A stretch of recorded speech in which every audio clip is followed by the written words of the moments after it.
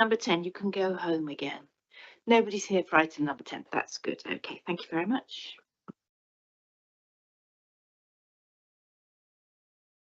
And I think because of traffic issues, we're still waiting for one of our councillors to arrive. So um, I may just hold off for a couple of minutes to enable her to get here.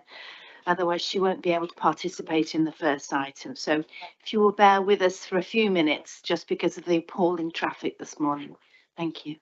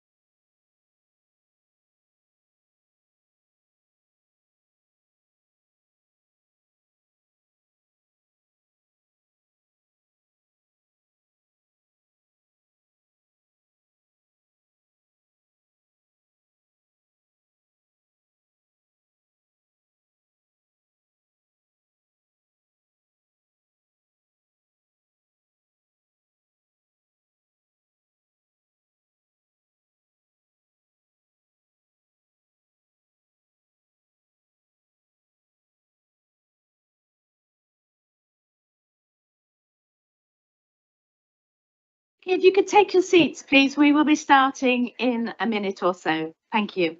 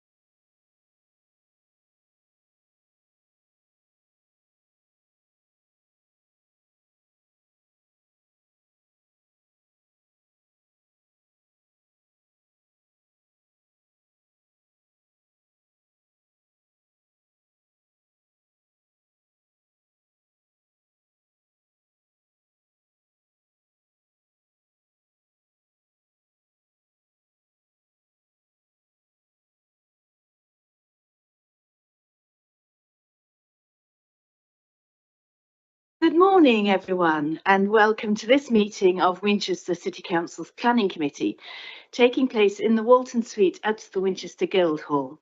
It's Thursday, the 23rd of May, 2024, and the time is 9:42 in the morning. My name is Councillor Jane Rutter, and I'm Chair of the Planning Committee. My apologies for the slightly late start of this committee due to members being delayed by appalling traffic this morning, so apologies for that. Around the table, we have the other elected members of the committee, and we are supported today by a number of officers: Lorna Hutchings from the planning team, Daniel Lucas, our legal advisor, the case officers, and that will change with each item normally, and Matthew Watson from Democratic Services, who supports the committee and operates the recording equipment. This meeting is being live streamed and recorded to the council's YouTube channel. Subtitles are available, and advice on how to turn these on is set out on our website. Please can I remind everyone to ensure your mobile phones are switched off or on silent, please, and any other electronic devices. In the unlikely event that it is necessary to evacuate the building, the fire alarm will sound. Please follow all the instructions given to you by our team. Please look at the handout provided on your chairs or what was on the information slides displayed as you walked in and during the breaks for further guidance about this meeting. To ensure the smooth running of the meeting, I ask that nobody calls out from the back of the room during the proceedings. In accordance with the public speaking protocols of the meeting, those who have registered to speak will be able to address the meeting for their allotted time. If there is any disruption of the proceedings and the committee is not respected, it may be necessary to temporarily adjourn the meeting. Finally, can I welcome members of the public to the meeting? Those of you who have registered to speak, I will call you forward when it is your turn to make your contribution. Members of the committee may ask you questions of clarification, so please remain at the microphone until after members' questions. The microphone is turned on by pressing the button on the base of the unit, and a timer will appear on the screen to remind you of your remaining time. Turning now to the agenda, our first job today is to appoint a new Vice Chair of the Planning Committee. I'm pleased to nominate Councillor Williams for that role. Do I have a seconder, please? Councillor Clear, thank you very much. Are there any other nominations? No, so Councillor Williams, you are Vice Chair of the Planning Committee. If you'd like to come and join me up here so you can support me in my role as Chair. Thank you.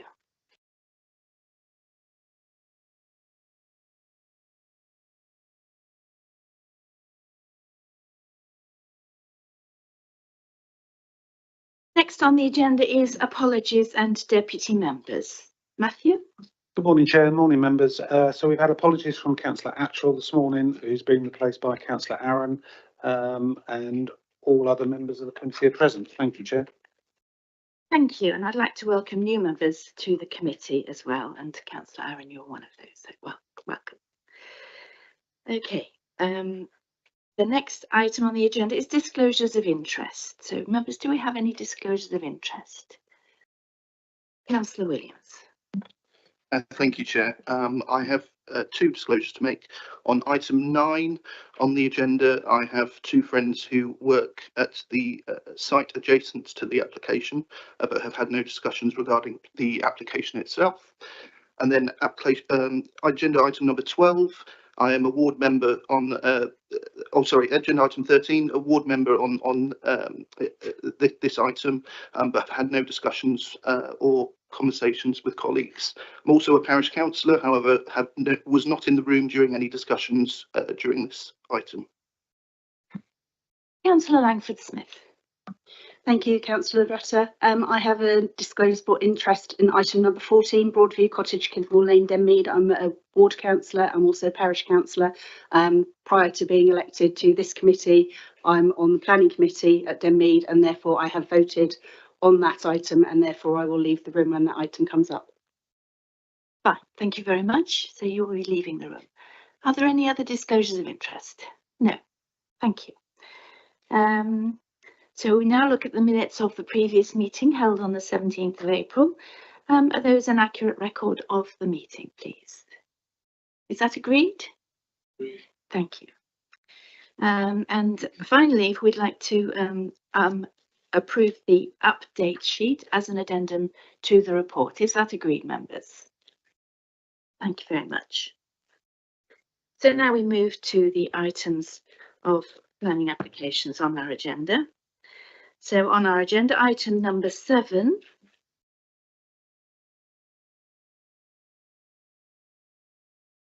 is an application at Morningdale House, Berwick Avenue in Winchester. The presenting officer is Megan Osborne. So if you'd like to give us your presentation, please, Megan. Thank you. Thank you, Chair. I'd like to draw your attention to the update sheet. There was an error on the distances between dwellings, and I've updated this on the update sheet, and also the distance to South Downs National Park. There was an error on this as well. Right, I will begin my presentation. The application site, Morningdale House, is located in the area of Berwick within Winchester, off Berwick Avenue. This is a large detached house accessed down a driveway from Berwick Avenue. It's surrounded by development. The houses to the south are on Berwick Way. To the north are houses on Morningdale Field, and to the east are houses on Berwick Avenue. Morningdale House has acquired part of the rear garden of 22 Berwick Avenue and now has a larger rear garden, as pointed out here. There is a TPO tree to the front of the property. This is the proposal for a 2.5-storey side and rear extension with dormers to the roof. This shows it on the block plan. Again, showing another form. So on your left is the existing plan, and on the right hand side of the screen is the proposed extension, and the dormers are shown on this. This is a photo of the front of the house as existing, and to the right you can see the TPO tree there, and to the right hand side after that is the garage. This is showing the proposed and existing front extension of the development. So as you can see, this side extension to the right hand side here, the 2 new windows. The top window is for a dressing room, and then the 2 dormer windows to the front here. One is for a bathroom and one is for a bedroom. This is a photo of the rear elevation, and I'm standing in the garden that has been bought off the neighbouring property on Berwick Avenue. And this is showing the proposed rear and existing rear elevation of the dwelling. So the top of the screen is the existing, and the bottom is the proposed. You can see the 2-storey side extension here, with the 2 dormers proposed at the rear here. These are both bedrooms.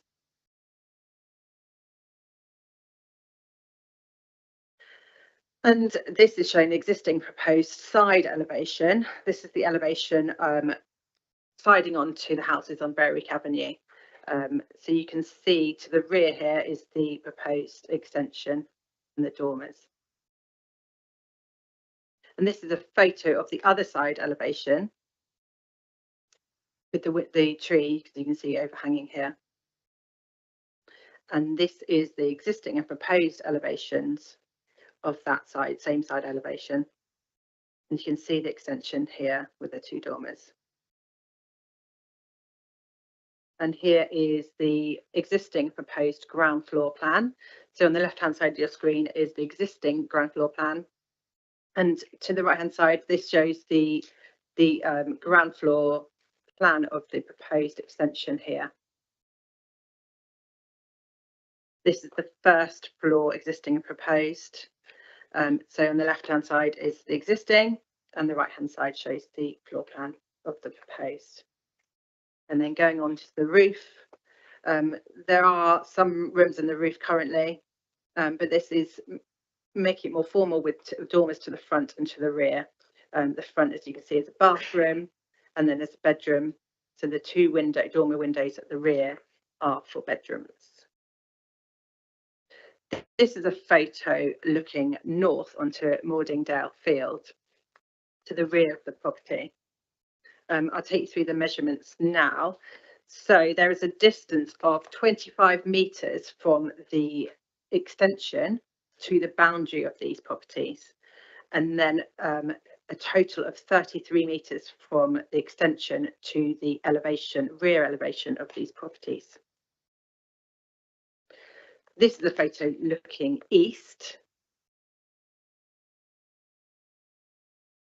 And then this is a photo looking south to the front of the house.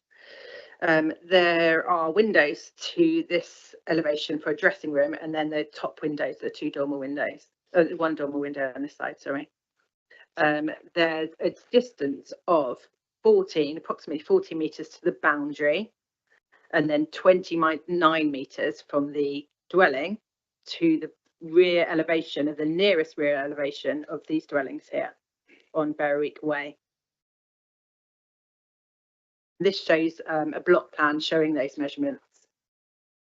So the measurement of 29 metres is to the rear elevation, the nearest rear elevation of this dwelling here on Berwick Way.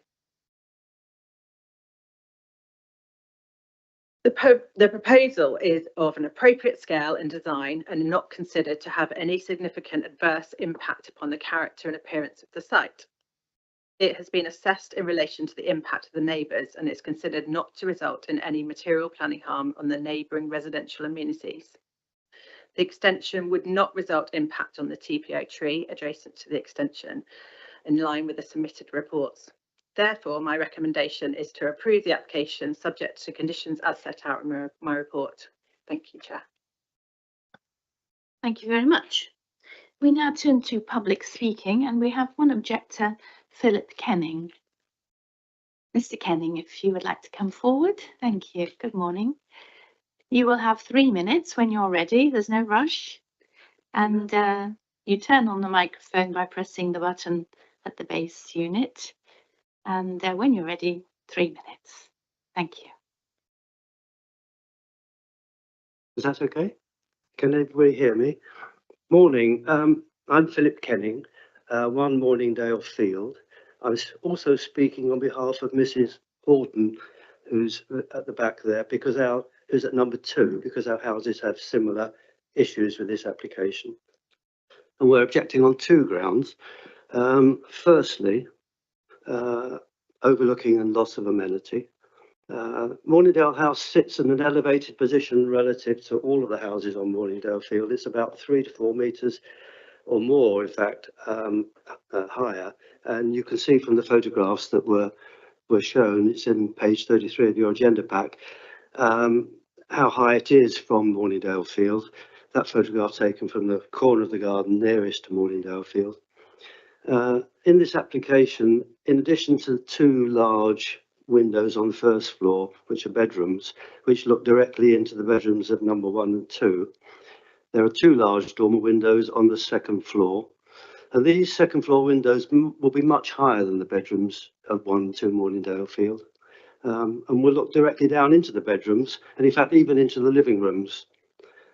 The recent felling of mature tall trees in the recently acquired rear garden makes this overlooking even worse. And we're aware that the separation between the properties is greater than 20 metres. However, this is a planning guideline which can and in fact should be increased if there's a significant difference in elevation, as is the case here. The City of Winchester Trust have raised this issue as an objection and have said that tree planting is unlikely to be able to mitigate this loss of amenity. And I contend this separation is not sufficient to avoid conflict with policy DM17. Incidentally, the view of Morningdale Field houses that you've just seen shown on page 42 has been taken from ground level and does not show the degree of overlooking from the second floor windows. And secondly, the scale and proportion. The public comment made by the applicant in the public consultation says that Morningdale Field is similar in scale to Morningdale House is similar in scale to 1 and 2 Morningdale Field, but this in fact is incorrect. It's already 50% larger with a gross internal measurement of 296 square metres compared to 190 of its neighbours in Morningdale Field, and with 110 square metres additional in this application, it would be more than double the size of most of the houses in Morningdale Field. The scale and bulk of the current house is clear from page 33. And again, the City of Westminster Trust have objected to this proposal, that this proposal is not compliant with policy DM16. And on these grounds, we would ask you to reject the planning officer's conclusion and to turn down this application.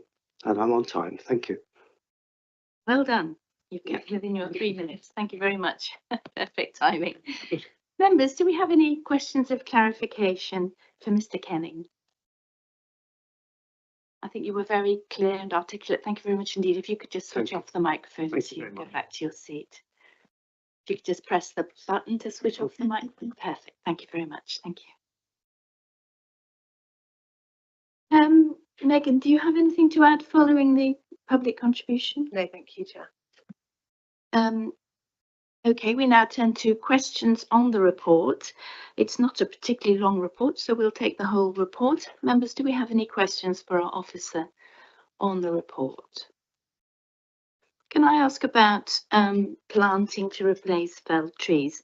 Obviously, there's a lot of concern amongst neighbours about overlooking and the fact that some trees were felled. I think we do have a condition about landscaping and trees being replaced. Can you just explain that to me, please?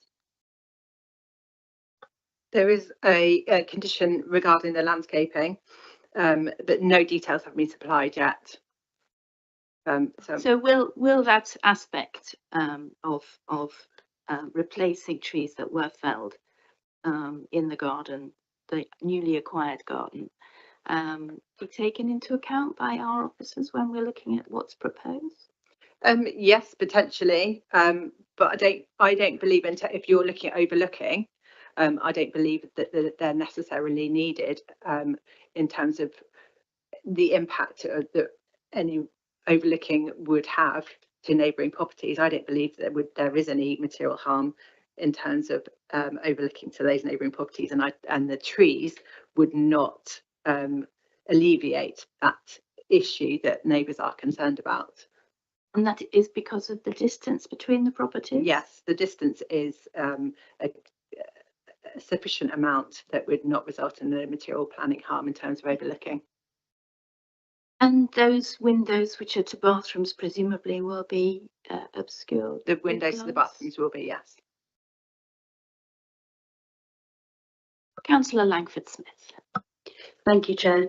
On the existing rear elevation, there are solar panels. Is there any indication that there will be solar panels on the new build?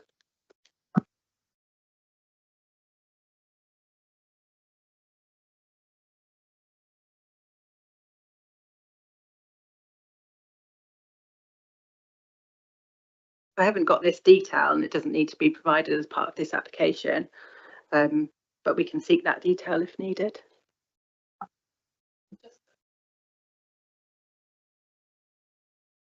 Just to add, Chair, we would often expect to see solar panels when we're looking at brand new housing, and we wouldn't necessarily expect it to be added to existing extensions. There isn't any policy requirement for that. Councillor White. So Regarding overlooking, you. Could you just move your microphone Sorry. slightly towards you and point it towards you so that we can hear you more Is that clearly? better? Thank you. Tip it down. Better. So regarding overlooking, you've mentioned about the distance between the houses at the back, but the member of the public mentioned about the elevated position of the new house. So has that been taken into account, how high up that new house is compared to the houses at the back? Yes, the elevational differences and the level differences between the dwellings have been considered in this application, but a distance of over 33 metres from window to window is considered acceptable given the elevation or the level changes in this situation. Any more questions, members? So we move to debate. Is there any debate? No? Okay, so we now move to the decision. So this application is recommended for approval. Can I see all those in favour of approval? Thank you very much. So that application is approved. We now move to item number 8 on our agendas, the Titchbourne Arms, Riverside Farm Lane, Titchbourne in Hampshire.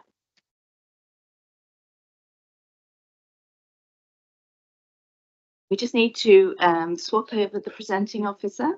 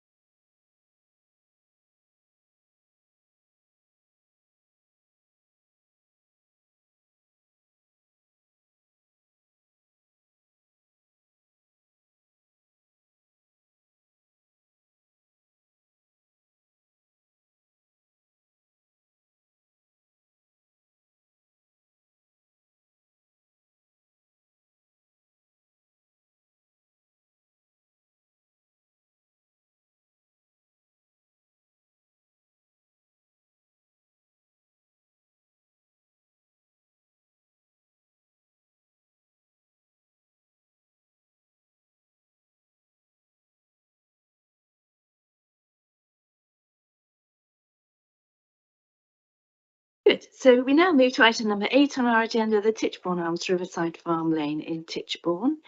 And our presenting officer is Tanya Novacek. Welcome, Tanya. And we'd like to hear your presentation, please. Thank you. Thank you, Chair, and good morning, everybody. I'm here to present the retrospective application for the play equipment at the Titchbourne Arms. The Titchbourne Arms is positioned within the village and conservation area of Titchbourne. The pub is not listed, however, it is positioned in close proximity to the listed buildings to the west.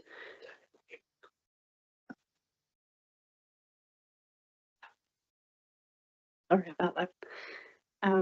So the listed buildings to the west include where I've placed my cursor, which is known as the Titchbourne Arm Cottage, the Lovett Cottage and Down End Cottage, and directly opposite the Old Post Cottage. The Titchbourne Arms occupies this large area to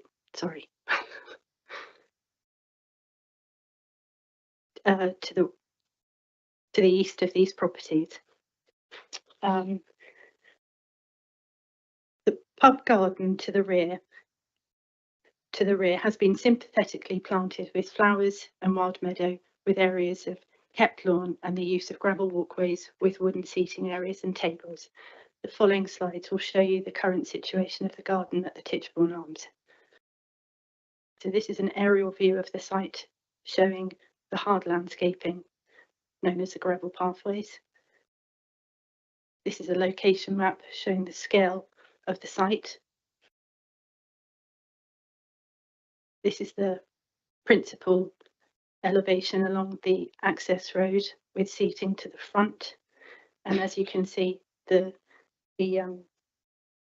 the thatched roof and brick design, even though the property is a 1940s build, it is in keeping with its environment and the local thatch of Titchbourne.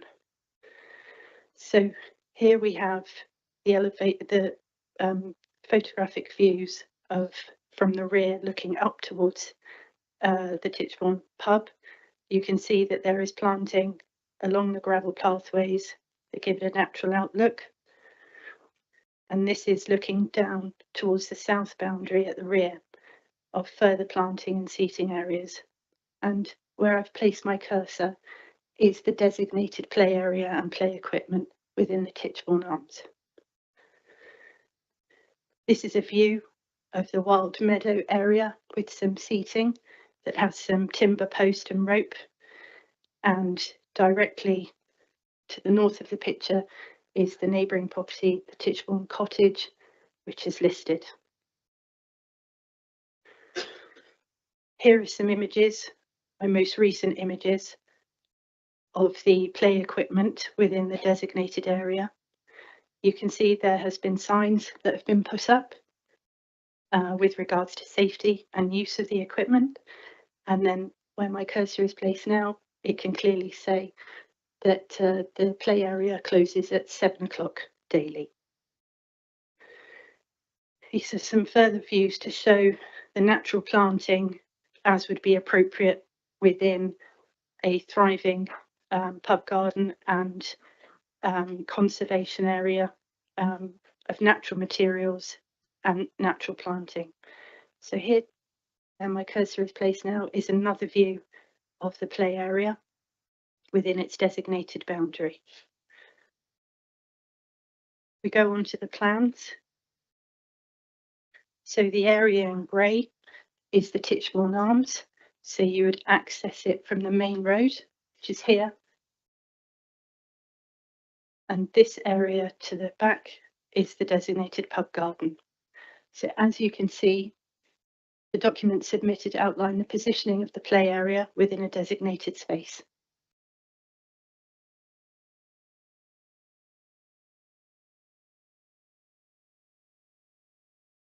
Just get the numbers for you.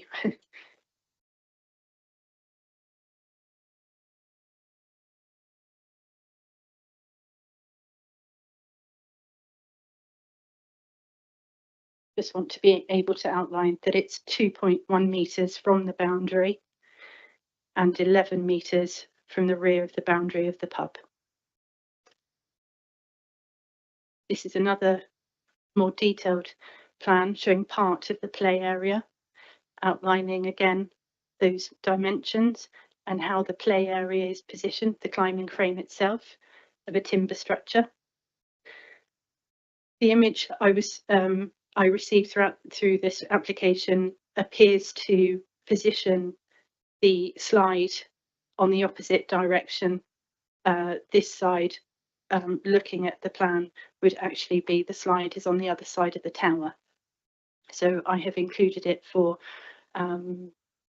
purposes so that you can see the sort of similar dimensions, just as a and within the update sheet and has been attached to the proposed condition, that the addition of trellis above the shared boundary with Titchbourne Cottage, which would be secured via this condition, to as in line with the recommendations of the Environmental Health Officer and the Landscape Officer.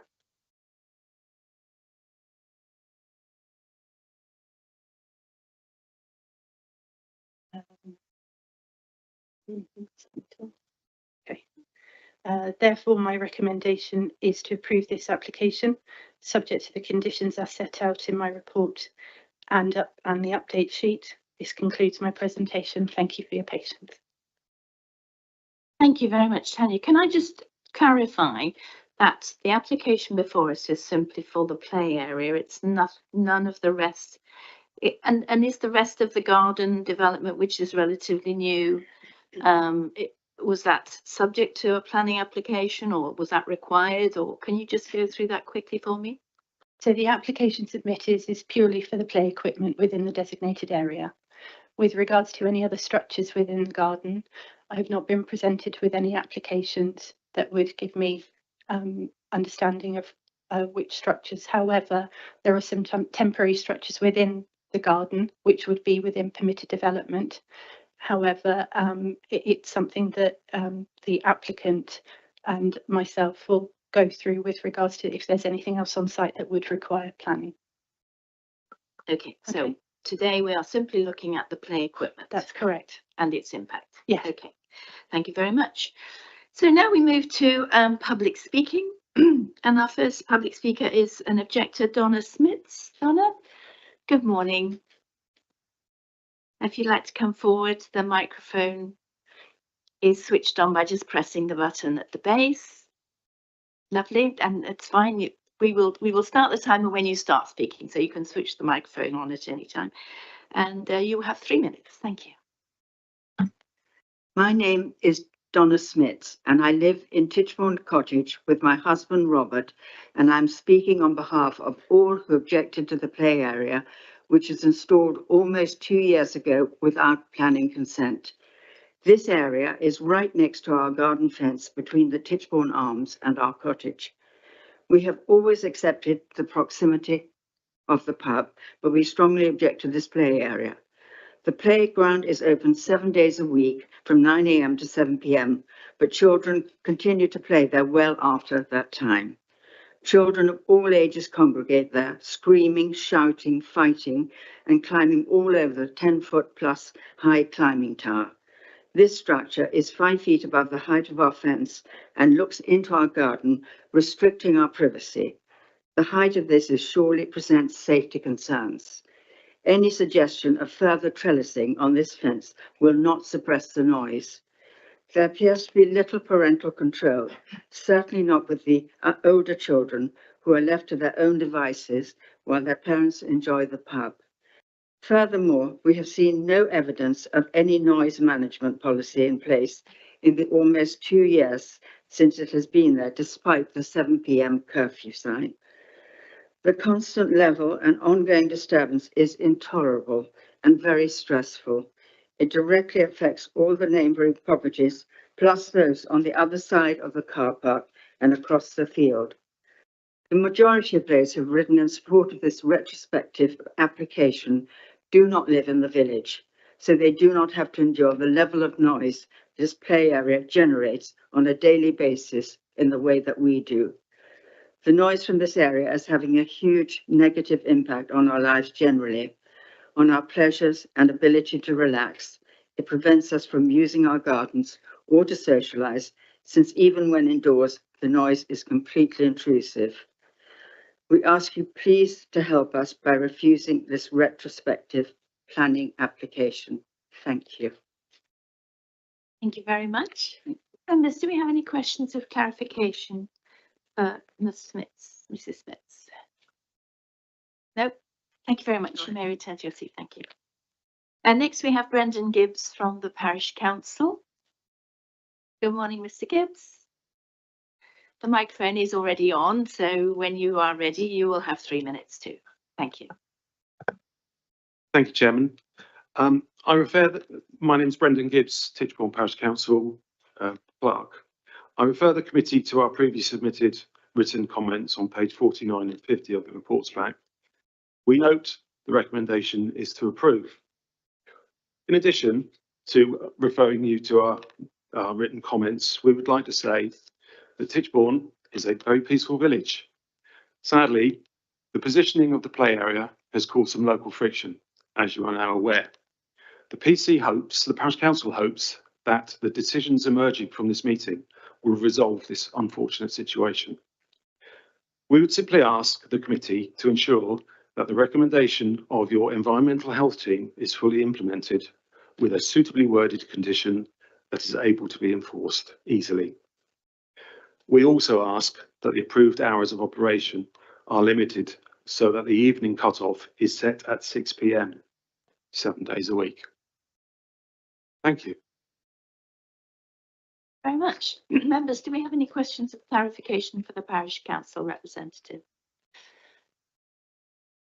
No, thank you very much indeed. Thank you very much. Thank you.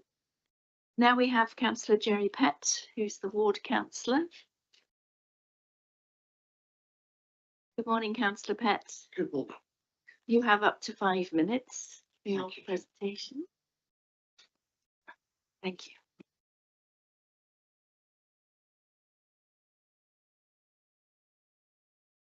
You've just switched it up. That's Are we there now? Yes, we are. Yeah. Good morning and thank you, Chair, for the opportunity to speak on this application. My name is Jerry Pett. I'm an elected member for the Upper Meon Valley Ward, which includes Titchbourne. I'm also Winchester's appointed member of the South Downs National Park Authority. I'm very fortunate to have 11 thriving pubs in my ward that are within the National Park. Indeed, 2 have bucked the national trend and successfully reopened in the past 6 months. Only the Titchbourne Arms has a children's playground. The pub has been nursed back to health by the applicant, but sadly overlooking the niceties of a planning consent for this playground. Perhaps it's fortunate that you're now deciding a retrospective application, as we have the benefit of well over a year's experience of the playground's operation. Members, you may be aware that the licensed trade has its own daily paper, the Morning Appetizer, although it's now sadly only online. I'd like to quote from an article published in it a few years ago entitled "Everything to Play For," which was about pub play equipment, and which I quote with their permission. Quote, "Not only keep children occupied for longer and therefore parents happy, but can also help drive footfall and repeat custom," end quote. I raise this to make the point that the officer's report erroneously relies on policy SD43 of the SDLP to make its case. Members, SD43 covers new and existing community infrastructure. SD43 is about children's playgrounds open to all at all times, appropriately sited in green spaces and for which there is a demonstrated local need. The pub itself might possibly be in scope, but as you've just heard, a children's playground in a pub garden is not of itself a piece of community infrastructure. It's a marketing device. On strategic policies, I agree that the application has no effect on the landscape character, but I'd also argue that the park's design policy was never intended to be relevant to a small playground such as this. However, I do find the Historic Environment Officer's comments extraordinary. I strongly suspect they didn't visit on a Sunday afternoon. As I said, none of the other thriving pubs in the ward feels the need for a playground to cement their contribution to the vitality and vibrancy of their conservation areas. The report unfortunately makes no reference to the very relevant policy SD7. SD7 states that proposals will only be permitted where they conserve and enhance relative tranquility and should consider, among others, the direct impacts that the proposal is likely to cause by changes in the visual and oral environment in their immediate vicinity. Titchbourne is defined in the plan as being an area of intermediate tranquility. As such, SD7 states that proposals should conserve and enhance and not cause harm to relative tranquility. The supercar event this Sunday at the pub doesn't play well to that either. The report makes reference to policy SD15 covering development in conservation areas, but fails to state how the playground, as opposed to the pub itself, can possibly preserve or enhance the character or appearance of the conservation area. The pub has had a noise policy in place since 2022. Forgive me, but young children are unlikely to have read it.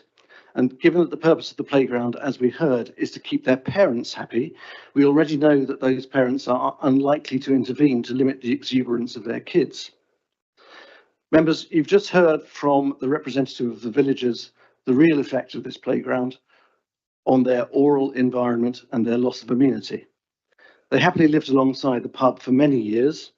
It is the playground that has made the difference.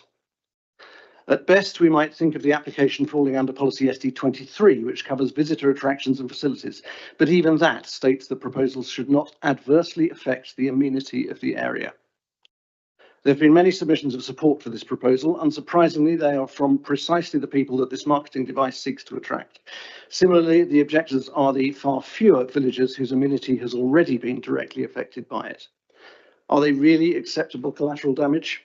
I submit that the harm has already been experienced, with adverse effect on tranquility and with very real distress caused to the occupants of the neighbouring properties, despite a noise management scheme having been in place for 2 years. That experience is surely sufficient to demonstrate that this harm cannot be effectively mitigated. Members, this application does not serve purpose 1 of the park. For these villagers, it has already been shown to do the opposite. I believe that the officer's report is fatally flawed in its reliance on policies that are ill-fitted to it. I hope to have shown that taking the policies of the plan in the round, the application is not in accordance with the South Downs local plan and does not serve the purposes of the park as it is required to do. Mindful of your enhanced duty under the recent amendment to the 1949 National Parks Act, I respectfully ask that you refuse this retrospective application and request the officers to initiate enforcement action. Thank you very much. Thank you, Councillor Pett. Members, do we have any questions of clarification? Councillor Laming. Yes, good morning. Are there any other recreational areas within the village, or do the kids congregate there from the whole of the village rather than just the customers? I believe that during the opening hours of the pub, the landlord will probably let kids in, but you can ask him that in a mo. I am not off the top of my head aware of another playground in the village, but residents will tell me no, there isn't. But this is only, as I say, in the curtilage of the pub and there during opening hours of the pub. Yeah, but does the noise levels that were reported to our environmental team carry on outside the hours that they say they operate? According to the neighbours, yes. In fact, they have a recording of the noise from the playground, from their gardens. Thank you. Could I just, do you happen to know how long the pub has had a pub garden and been open as a pub with a pub garden in the village? The pub has been there for many years. It had the previous licensee sadly died a few years ago, and the pub was closed for quite a long while and refurbished under the direction of the present landlord. So, I mean, it has always had a garden. It never used to have a kids' playground in that garden. Thank you. Any more questions, members? Thank you very much, Councillor Pett. You may return to your seat. And finally, we have Joel Sapor and Andrew Burgess. It's just you. Are you both coming up? You have 3 minutes to share between you.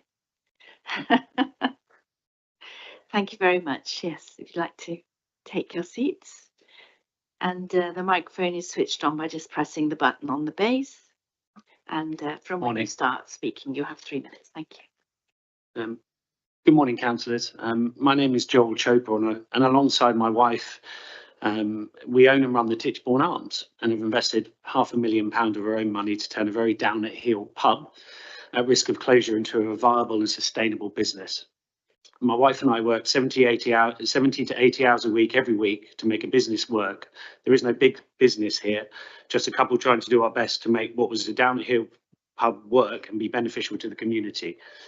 We moved to the area in 2018 and really struggled to find a family-friendly pub that we could take our then young son to. And we quickly realised so many other families in the area, as the area is limited in that regard, it's hard building a community in a rural area, and that's why the pub appealed to us. When the opportunity to take over the Titchbourne Arms came up, we jumped at the chance. We sold our house, moved in upstairs where we still reside and live on site, and committed to making it the best pub we could with the time and resources we had available, and all times within the boundaries of the premises licence that the pub has been granted, which includes the provision to allow children on the premises. 10 days after we opened, we had our daughter, so it's been a mad 20 months. We actively engaged in the community to build a community around the pub.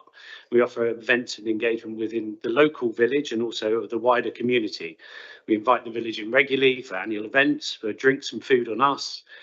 We do a role play for kids in the garden on a Thursday morning between 9 and 11. We partake in the Watercress Festival. The list sort of goes on and on of the active engagement we try and make in the community.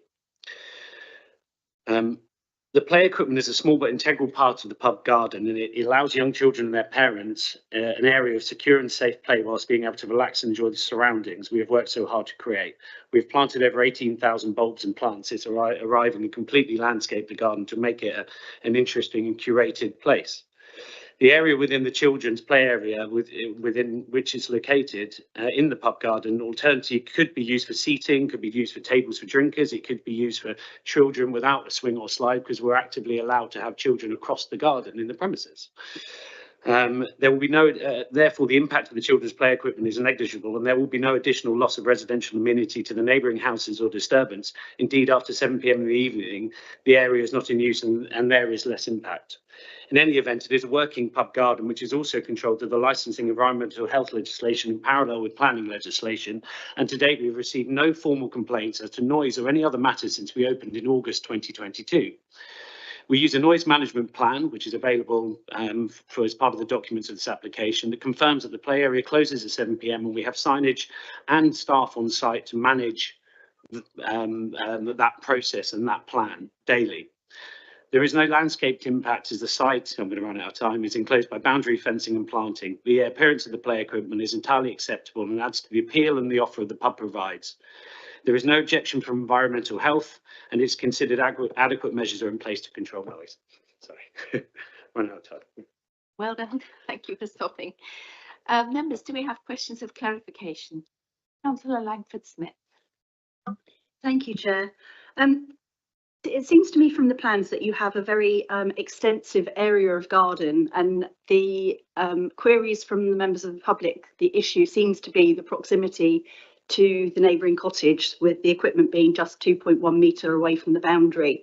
Is there not the opportunity to move the play equipment somewhere less contentious so that you can have an enhanced relationship with your neighbours?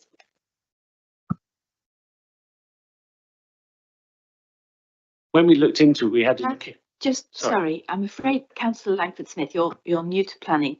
That we had no. It's just that we have to consider the application that is before us, and the application that is before us is for the play area to be where it is. We don't have to require the applicant to explain why we just have to assess it in that position. Chair, what we could ask him to explain is in his thinking of why he's designed the garden in the way he has and why he's chosen this spot, rather than the opportunity for why can't you put it somewhere else. If perhaps we could discuss it like that. Perhaps we can rephrase it in that way. Thank you. Of course, when my wife and I were looking at the garden design, we have a 1-year-old and a 5-year-old, so we were looking at shaded spots that wouldn't necessarily take away from the gorgeous views that are there. And Titchbourne Estate's been there 1,000 years, so we felt that in that spot in the garden, it could be seen from a couple of areas so parents can watch their children. It also can't be seen from the bottom of the garden, so you enhance and retain those views. And actually, it can't be seen from the road at the back there of Titchbourne. It's difficult to explain, but there's a sort of shed that was on site. We felt it was the least impactful spot that's also safe for children, for parents to watch, and under the shade of the large mature sycamore tree that's there. Thank you. Thank you. Councillor Cunningham. Thank you, Chair. Most children's equipment gives you an age of range of children as to who it's suitable for. Can you tell me how the age range of the children that the equipment is designed to attract? It's a guess. I mean, it's got a slide and a swing of, but children, I wouldn't think it'd be appropriate for children over between 8 and 10.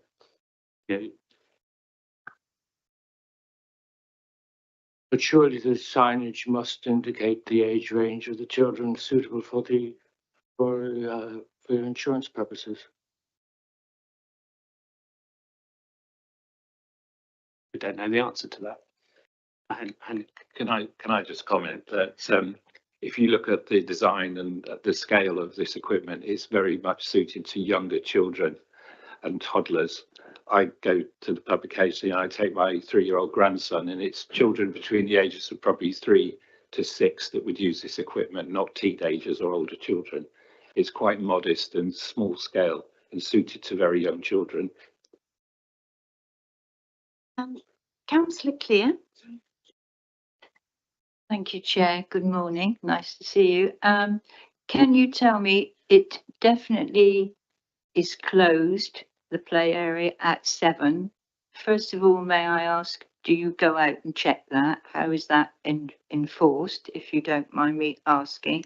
And also, during the day, are your staff trained for regular checks of the play equipment because when I used to be on a parish council, we had to check daily for safety.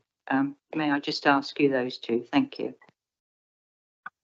Yeah, our managers, I mean, it's a well-documented thing within our pub, because obviously the sensitivity of it has arisen from the application, but also we're in the garden, working the garden, so we're always there. We're the running plates, clearing glasses, and where the children's play area sits is in the middle of that. So in answer to your question, yes, we have a bolt on the very front of the gate that goes into that kids play, which we bolt at 7 p.m.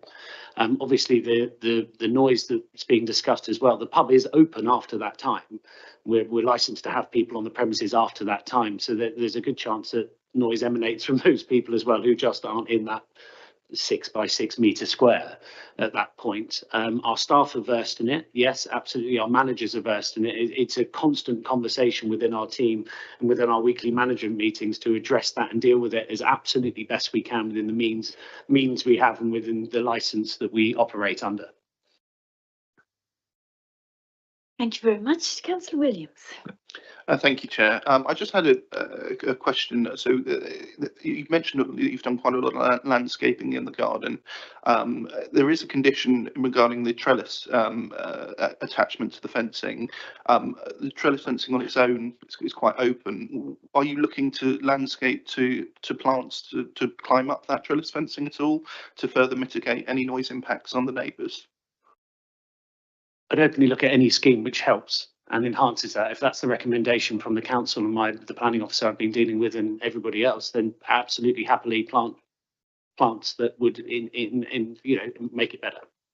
And as we suggested that early on, and in the process we suggested putting things up on fences, but it wasn't well received, or actually wasn't received at all. I didn't hear responses back about what we could do to mitigate things or engage in conversation.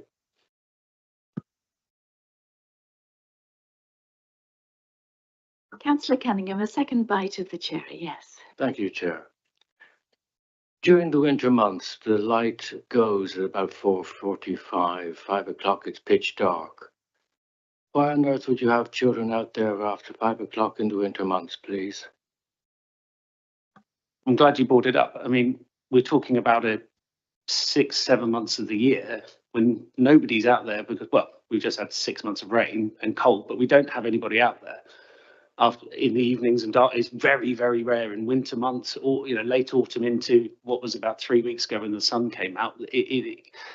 It's very little impact out there because there's nobody sitting, but adults or children. The children go out and do play, and their parents tend to supervise, and we watch them, but it's very limited numbers and for a very limited time because often it's too cold or too wet.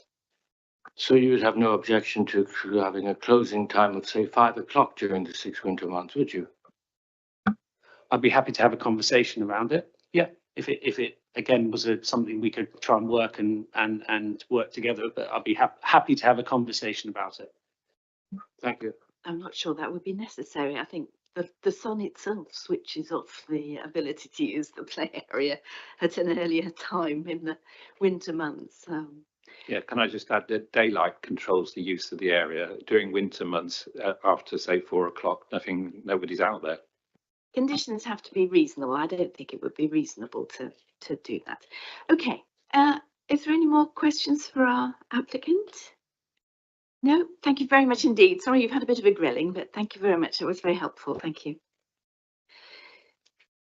Tanya, would you want to update us on anything following the public contribution? Thank you, Chair. I just wanted to raise with regards to your question about landscaping or additional planting along that boundary beyond the trellis. It was discussed with the landscape officer who advised due to the very unfavourable conditions along that boundary that planting would prove unsuccessful. However, it wouldn't be discouraged, but it would just unlikely to be as bountiful as we would hope. Therefore, the trellis is to support further opportunity to screen that boundary. Thank you. All right, members, so we now move to questions on the report. We'll take the whole report. If you've got questions on any element of the report for our officer, please. No questions? Councillor Williams. Thank you, Chair. It's just in regards to the noise, because this application, we're looking specifically at the play area and not the wider impact of the noise of the pub garden. So whether there have been any investigations to the increased noise levels from specifically the play park and not the rest of the pub garden activity. As far as I'm aware, to the best of my knowledge, no complaints have been received with regards to that. However, the application came about due to the enforcement investigation of the play area. Thank you. Right, if there are no more questions, we move to debate. I'd like to kick things off. I visited the pub. We're encouraged to visit all our application sites if we don't know them already. And so I popped along with my husband as an ordinary punter. In fact, we went twice because the first time we were so impressed with the standard of the garden and the quality of the views and the charm of the whole establishment. Obviously, I was there to investigate the impact of the play area in particular. I have to say that the noisiest element in the garden when I was there was actually some people who were eating at the bottom, who were being very noisy. And if I were the pub management, I'd probably have spoken to them. But children do make some noise when they're playing. They get excited, they shriek and things.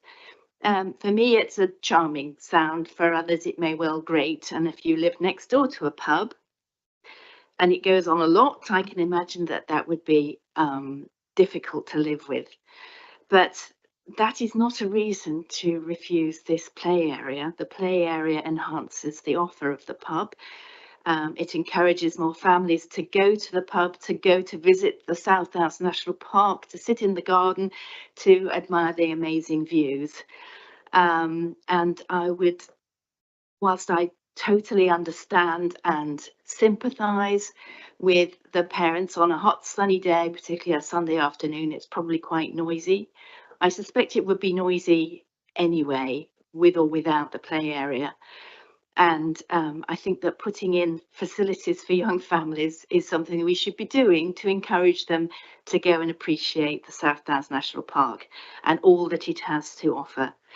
If you live next to a pub, you've got to expect noise from the pub garden, and that pub has been there since probably since it was built in the 40s. So we are recommending a condition to increase the fence height. I did notice whilst I was there that there has been some new planting of conifers on the other side of the fence, which would be supported by some extra trellising as well. And I am sure that the applicant will ensure that the 7 p.m. cut-off for use of the playground will be strictly adhered to. They have a noise management plan, and again, I think that that will be strictly adhered to. People have the opportunity to contact our environmental health officers if there is a particular problem with increasing noise from any establishment in the district. So I would, ask neighbours if you have a particular problem with noise from the pub garden, to report it and to keep a diary and all the rest of it. But as somebody who visited the pub, rather than somebody who lives next door to it, I would very much recommend the pub and say that I think that what they've done there is incredible, and a wonderful facility for the village and the wider community. Members, any other comments in debate, please? Councillor Clear. Thank you, Chair. But I must admit you probably have stolen my thunder. So, but just to say, yes, wherever there are children, there's going to be noise. I have a play area very close to me.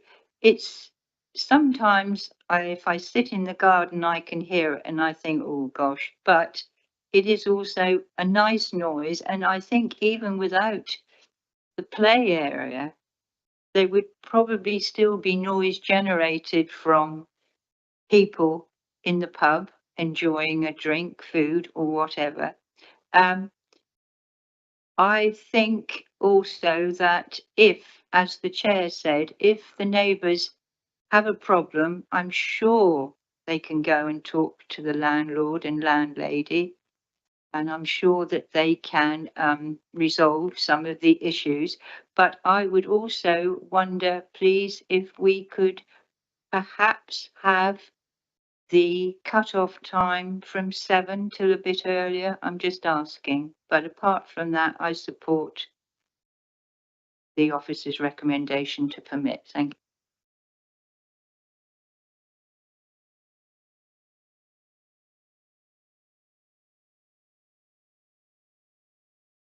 I think we have to deal with the application as it is before us, Councillor Clare. Councillor Cunningham. Thank you, Chair. Yeah, I'd like to agree entirely with what Councillor Clare and yourself have said in your piece earlier on. I would, however, just urge the landlord and landlady to basically keep in mind their duty as neighbours, kindly neighbours, perhaps to look at the closing times themselves off their own bat. Thank you. Thank you. So if there's no more debate, did you want to say something, Councillor? Go quickly. Okay. Oh, sorry, Councillor Aaron, did you have your hand up? Yes, very briefly, just to say I agree with all that's been said.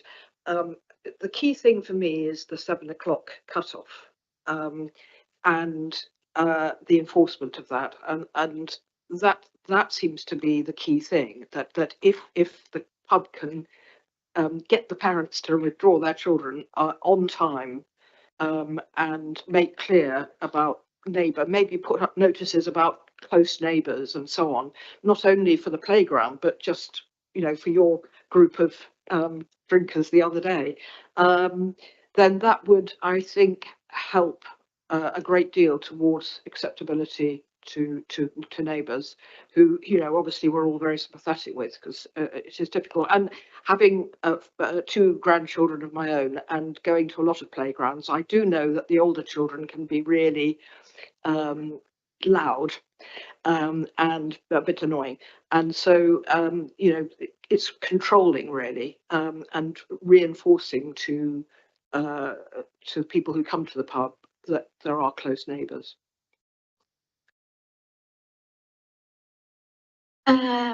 Councillor Williams, I think, has a contribution to debate, and then we'll go to our service lead for a final contribution. Thank you. Thank you very much, Chair. So the application for us is the play area, the physical construct of that, and I'm quite satisfied that the noise impacts, having no previous complaints, some lodged, and the additional noise from that will be acceptable. The only thing I would mention is that the pub would still be and still has to renew its licence every year. So these aspects, if complaints did come in, would then be addressed at a licensing stage and not at the planning stage, as we are here today. So I'll be supporting the officer's recommendation. Did you want to just give a final point of clarification, Mrs. Hutchings? Thank you, Chair. It was just in respect of enforcement. Obviously, the owner has heard what you have said today in terms of their management of it. We still have an open enforcement case. So following this, if it does get permitted, the Condition 5 is very clear, and it's very easy for us as a measure to be able to see, to arrive there after 7 and see, is that gate locked and is that area empty? So it'll be very easy for us to determine and make sure that that condition can be enforced and that signage is up. Thank you. Thank you. And for you, Madam Chairman, it's a simple point where if the condition is breached, we can serve what is known as a breach condition notice. There is no right of appeal. So if a breach condition notice is served, that has to be obeyed, otherwise criminal sanctions follow. So the enforcement officers could literally wander in, see if it's still open after 7 p.m, and indeed in response to any complaints, If instructions are received in legal services, we would serve a breach of condition notice, and there is no right of appeal to the planning inspector against one of those. And of course, all these children should be in bed by 7 p.m. anyway. My granddaughter certainly is, right, when she's staying with me. Thank you very much indeed, members. So we now turn to the decision. So the officer recommendation is that this application for the play area at the Titchbourne Arms should be permitted. So can I see all those in favour of that, please? Thank you very much indeed. So that is approved. We will now have a break of 15 minutes and resume at 11 o'clock. Thank you.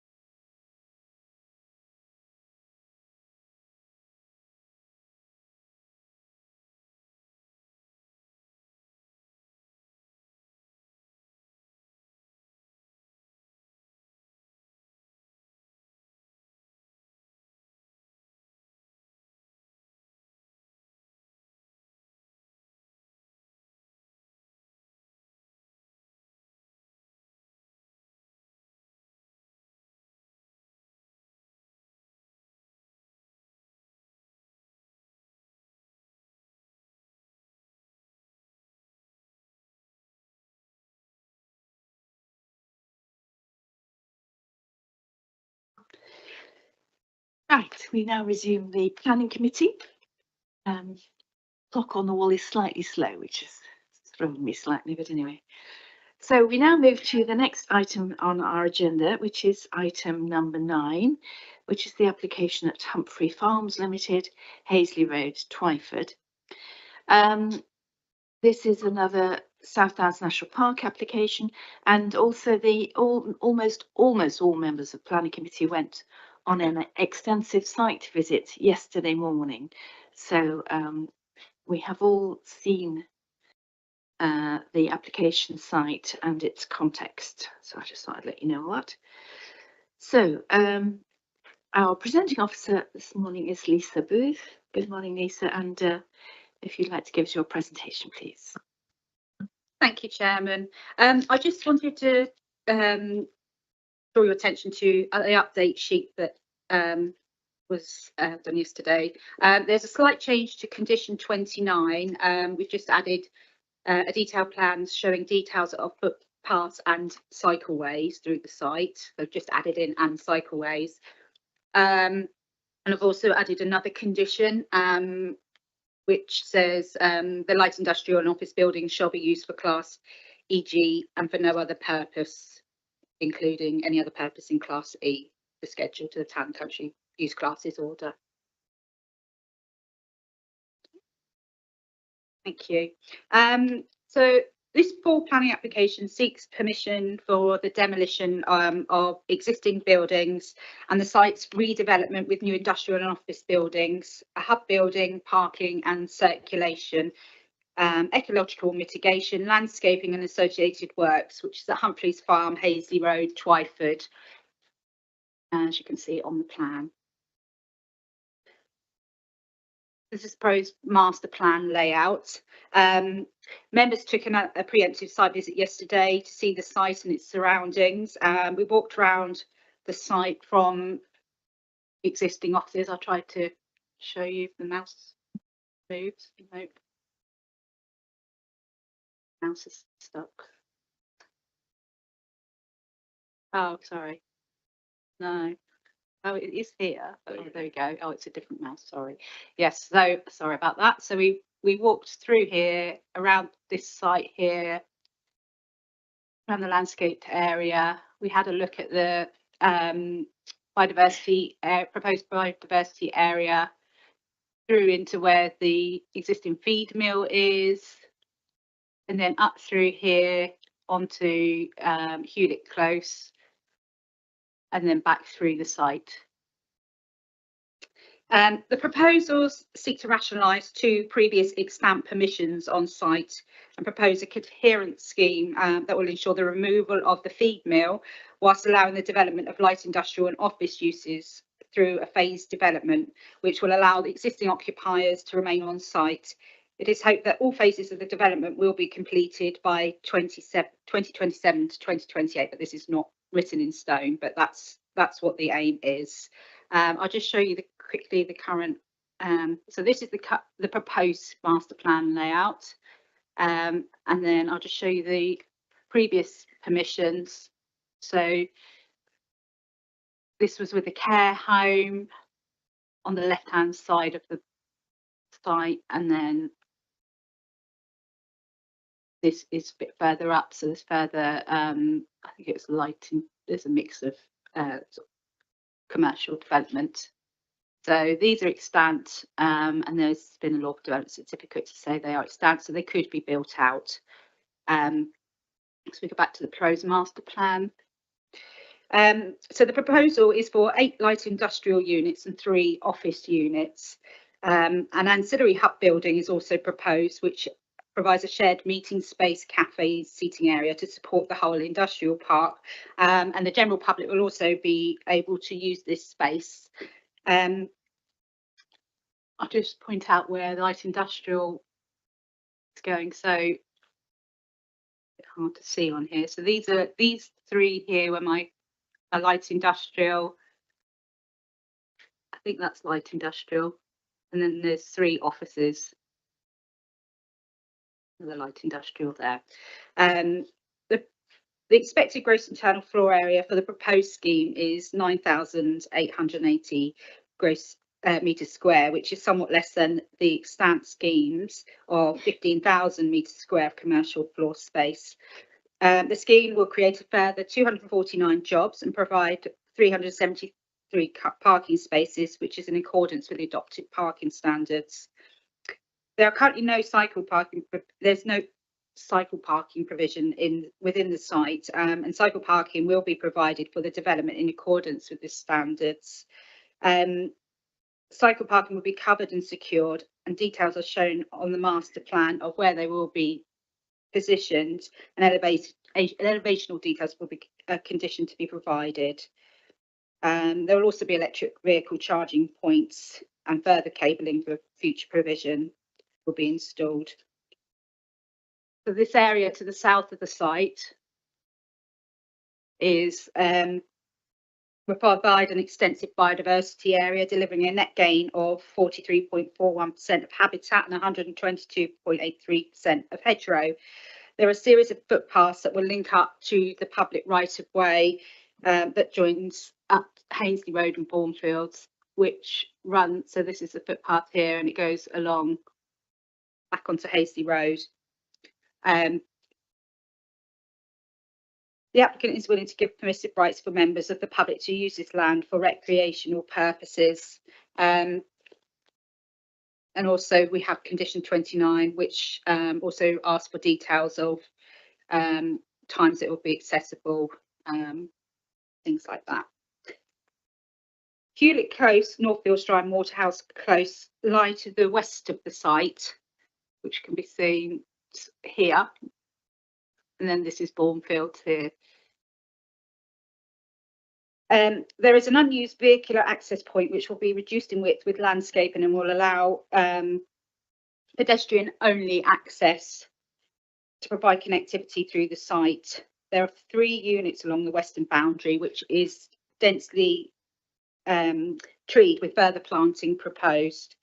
The use of these units will be light industrial, which is compatible with a residential use.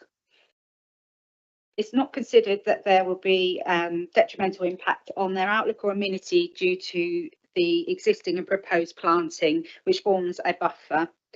All activity with these units will face away from the boundary. The green roofs along this boundary will also reduce any visual impact. So this is, sorry, hard to see. This is where there is an existing vehicle access that's not used, which will be planted up and allowed for cycle and pedestrian use. It obviously follows the line down towards the hub. A further light industrial use will run along here by the Northfields House, Hampshire County Council building, with car parking to the near side of the Hampshire County Council building. So this will be on the site of the former feed mill, which contractually has to be demolished by 2026. This allows built form noise and pollution to be removed, improving the amenities of the dwellings in Bournefields that back onto the site, and also those within Hewlett Close and Northfields Drive. The access that comes along the Hampshire County Council building will also be landscaped and will not be used by vehicular traffic. I'll just run through, I'm sorry. So this would be the phasing plan. So can't see on the plan. I think I can't remember which one is the first phase, but this is a temporary car park to allow for construction traffic to park, and it will be, after all the phases have finished, it will be re-landscaped.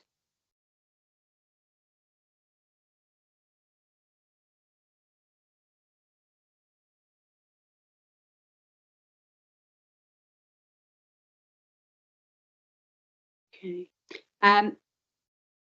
So this plan shows the plan is Twyford Neighbourhood Plan has its own policy within it, BE2. It has a line around which I've tried to, so you can see the blue line here, and then these green hash lines, which are landscaped areas. So I've just tried to draw on because part of the hub building is within the landscaped area, and this is extant. This is the care home from one of the extant permissions, which also was also covering over the landscaped area.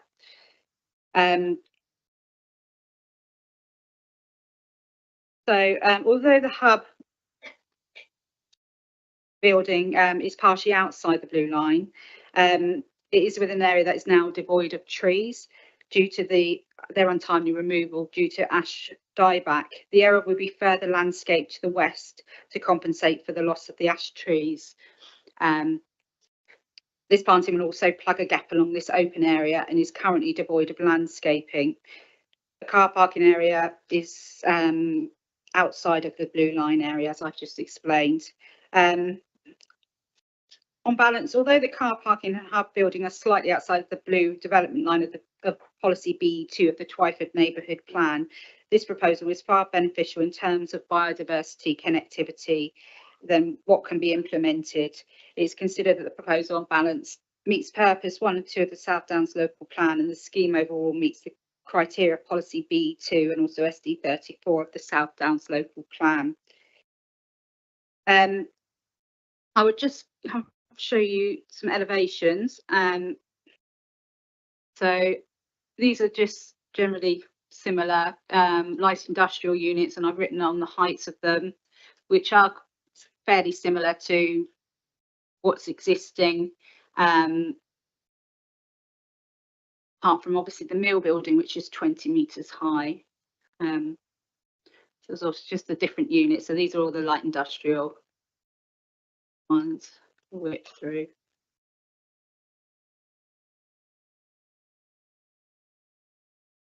And then you have the office buildings. And then there's just materiality for the office buildings. The proposed units are considered to integrate well with the existing units in terms of scale and materiality. They're functional for their intended purposes. It's considered that the overall density of development is visually less harmful than the extant permissions. The large bulk of the care homes close to the dwellings of Thornfields will be more intrusive than the proposed parking area from this scheme. The layout of the design also allows space between the buildings to provide requisite parking and turning areas and permeable surfacing, whilst also allowing a good amount of landscaping between the buildings. Longer distance views from the surrounding developments of Public Round, Hazley Road and nearby footpaths are not considered to be detrimental to the landscape character of the South Downs National Park and will in time be beneficial to the overall landscape of the area.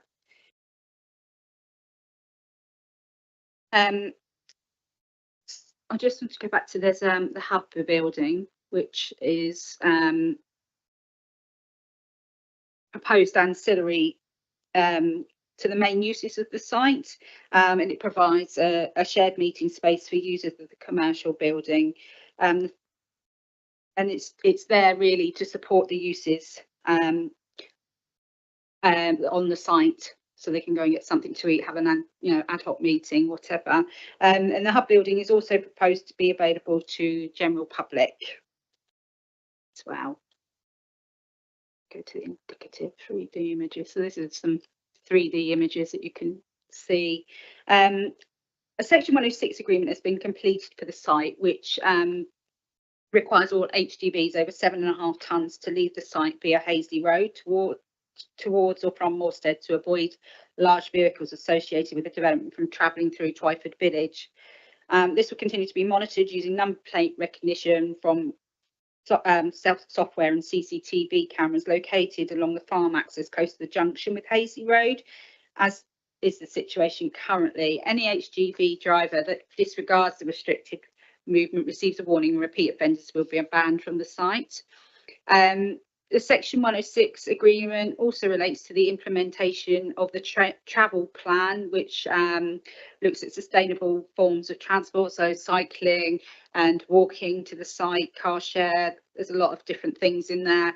And also £100,000 highway contribution, which is to be used towards pedestrian improvements to and in the village of Twyford, which also includes Toucan Crossing.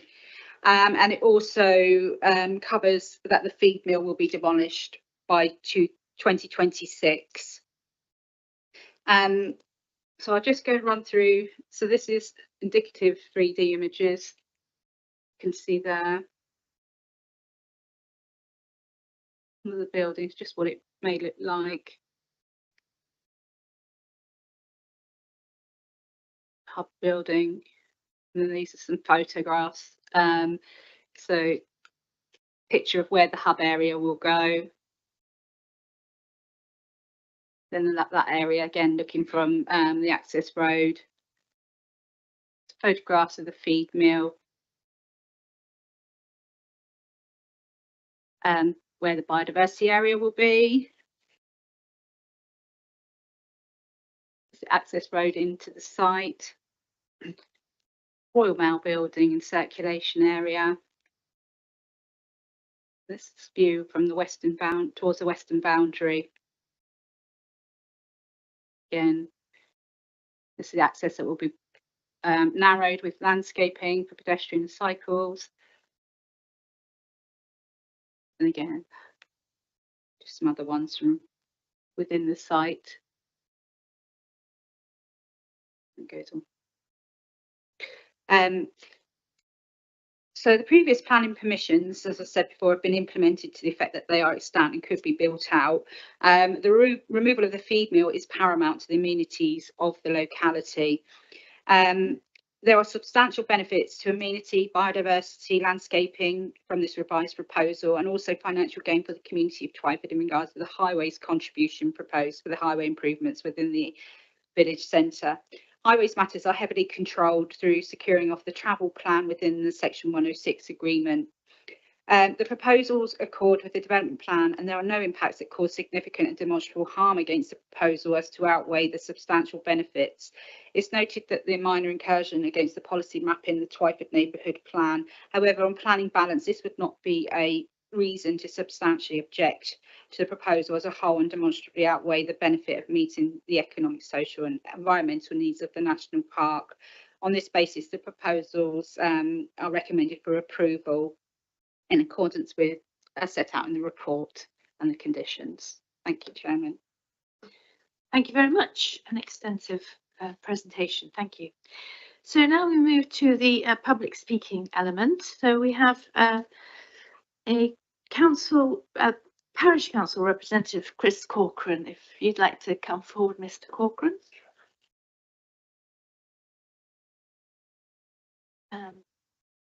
I think you are familiar with the microphone, but you just switch it on by pressing the button on the base unit, and you will have 3 minutes from when you're ready. Yes, it will start when you're ready. Thank you.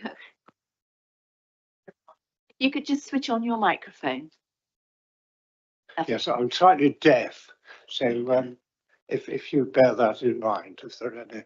We'll all make sure we use our microphones and speak up. Thank you. Am I off? My name is Chris Corcoran. I'm a Twyford Parish Council, and I'm here on behalf of the Parish Council. You have our very detailed comments of support and objection. We would like you to defer this application for 3 reasons. Firstly, to bring the layout in line with the development plan. Secondly, to secure increased contributions to infrastructure. And thirdly, to allow you to properly consider the development plan issues. My first point is about the development plan, as it should be. The TNP, the neighbourhood plan, was approved as part of the statutory development plan in February 2022. The South Downs local plan in July 2019. Government guidance makes clear that the more recent plan takes precedence in these circumstances. Here there are some differences between the two. For instance, the neighbourhood plan employment policy excludes two categories of development included in SD34, the South Downs employment policy, making this development contrary to the TNP. The report does neither addresses nor explains this. The officer's report makes no mention of at least 6 relevant policies within the neighbourhood plan. For instance, SB1, development in the countryside, and MA2, the relief road.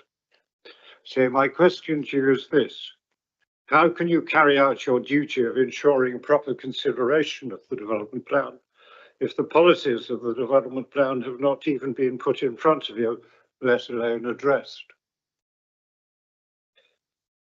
The report mentions one clear breach of policy, the BE2 site boundary at the hub, but not the car parking area south of the mill for about 60 cars. No explanation is given and no justification.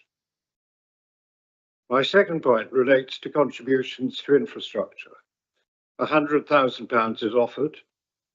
Central Twyford is deficient in respect of safety, highway capacity, parking and flooding. All are impacted by this development. £100,000 is simply not enough. The 2 crossings approved by the County Council are to cost £250,000 each, so 100,000 does not even get halfway across the road. Look, we are on the same side on development here. You, the parish and the developers. It has to happen. And it has to be got right. We want to work with you to achieve this in the interests of our village and the national park. We think you will benefit from our help, so please defer it and let us work together to deliver the approval. Thank you very much. Excellent timing. Members, do we have questions of clarification for the parish council? Councillor Laming. When you're talking about the local plan, are you referring to the existing local plan or the one that is being proposed at the moment? The South Downs local plan is the one in force at the moment. Okay, I was referring to the Winchester one as well. The Winchester? Yeah. The Winchester one I don't think applies. Okay. Yeah, it's purely the two parts of the development plan. Yeah, are the South Downs local plan of 2019 and the Twyford neighbourhood plan of 2022, which of course was also adopted by the South Downs National Park Authority themselves.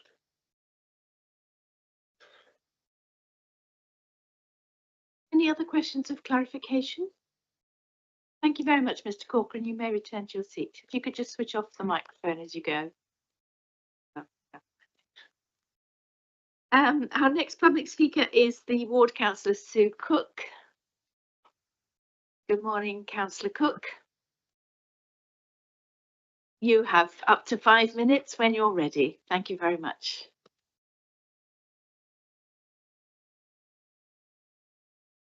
Don't forget to switch on your microphone. Good morning, Madam Chair, fellow councillors, officers and members of the general public. As always, thank you for allowing me to speak. I understand that the planning officer has recommended this application for approval, and as often we are reminded by the applicant, well, if this one doesn't go through, we'll build the care home anyway.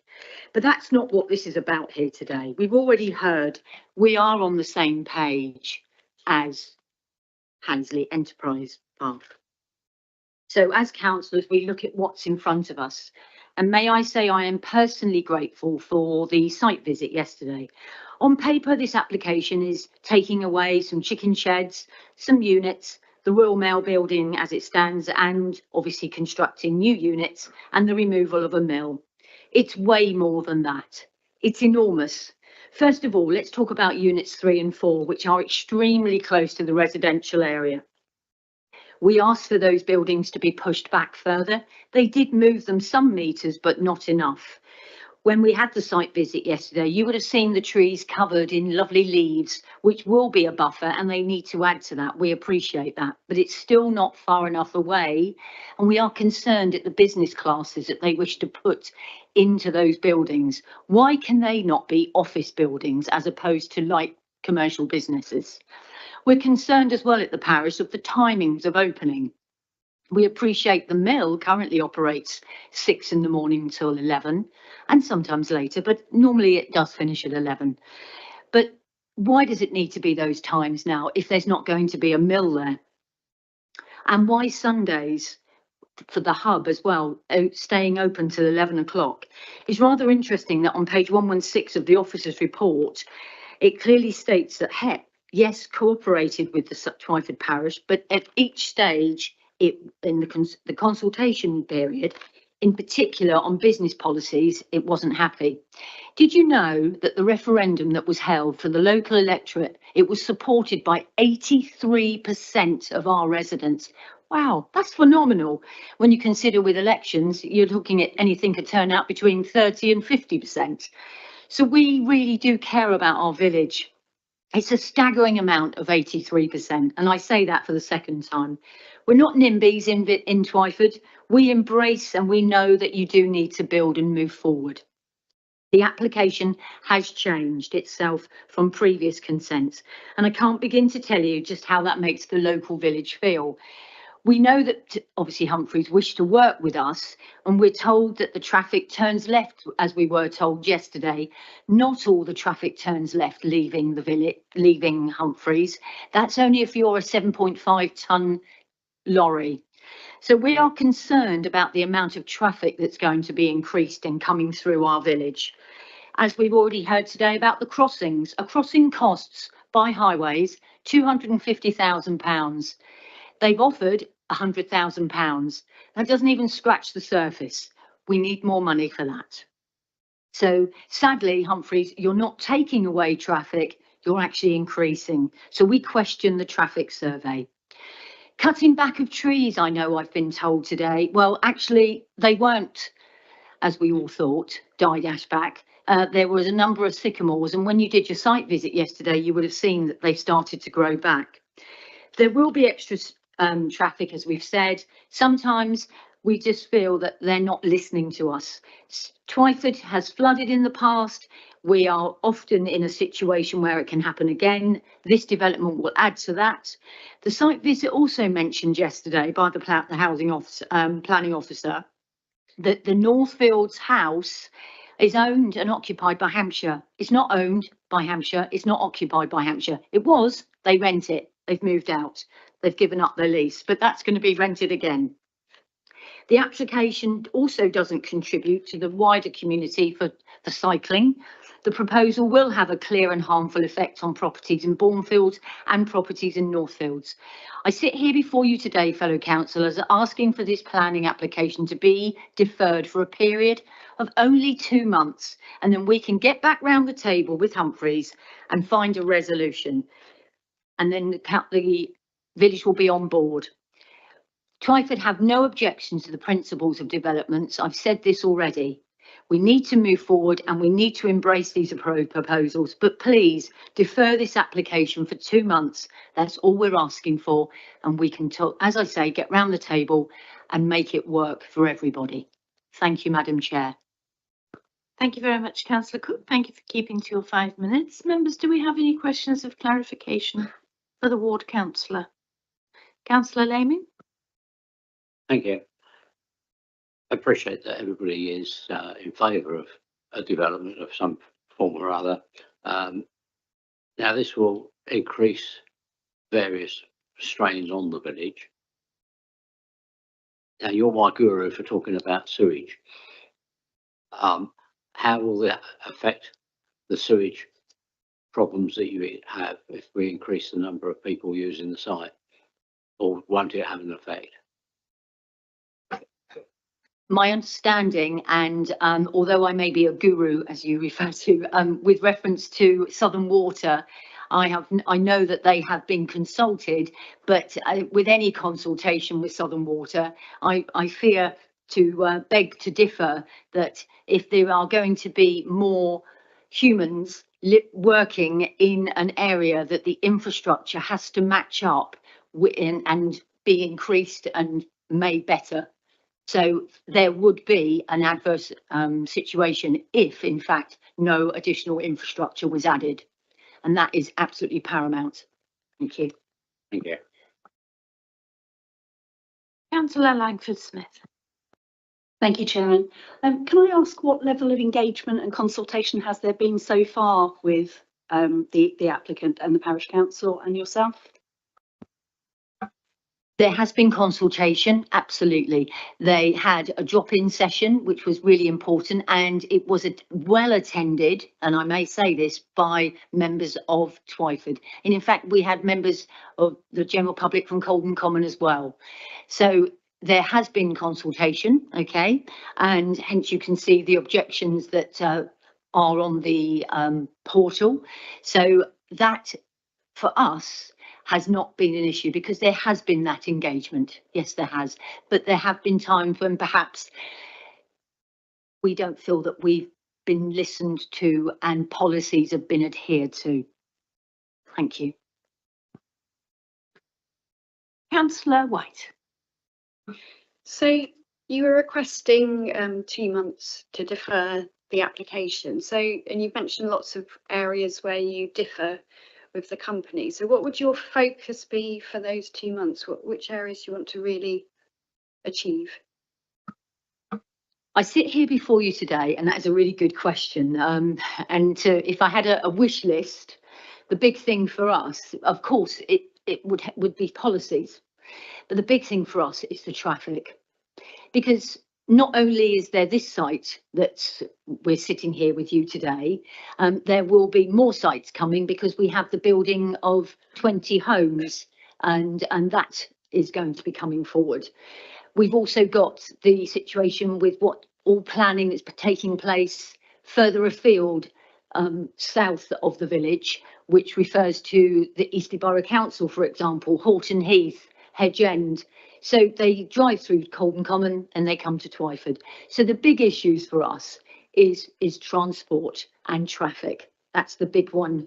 And trying to make people not necessarily use their cars to come to work, because there is a particular stretch of road that we would dearly, dearly love to have a section of road that takes you directly to the business park, and that has been discussed on occasions, but it has been kicked into the long grass, if I can put it that way, because of cost. Now, that doesn't necessarily need to be a road that takes cars, but it could be pedestrian path. And as we are all very currently with Hampshire County Council referring to the LC WIP, the local cycling walking infrastructure plan, I think that is definitely something we need to discuss with them further to encourage people I think to we're walk and cycle. encroaching on some sort of campaign speech here rather than. Thank you, Councillor Cook. Not at all. Thank you. I think you've made your point of view very clear. Thank you. Any more questions of clarification? No. Thank you very much indeed, Councillor Cook. You may return to your seat. Thank you. And finally, we have 3 supporters of the scheme. Richard Osborne, Andrew Owens and David Wiseman. If you could all come up, please. You have 3 minutes to share between you. And then, of course, we will have opportunities for members to ask questions of clarification at the end. So is one of you going to speak? 2 of you going to speak? Fine, lovely. When you're ready, you have 3 minutes and the microphone is switched on with the button at the front. Thank you. Chair, thank you. Good morning. My name is Richard Osborne from Provision, acting on behalf of the applicant. With me, I have Dave Wiseman at the end of Transport Consultancy Stuart Michael Associates to answer any highways questions. But first, can I introduce Andrew Ewins, applicant and director of Humphrey Farms. Thank you, Chair. We're seeking approval for the final phase of redevelopment of the feed mill and Northfields Farm, which sits alongside our existing Hazley Enterprise Park. The Humphrey family has owned and farmed this site since 1932. It's the 3rd generation of the family bringing forward this application, which concludes the transition from farming to commercial use.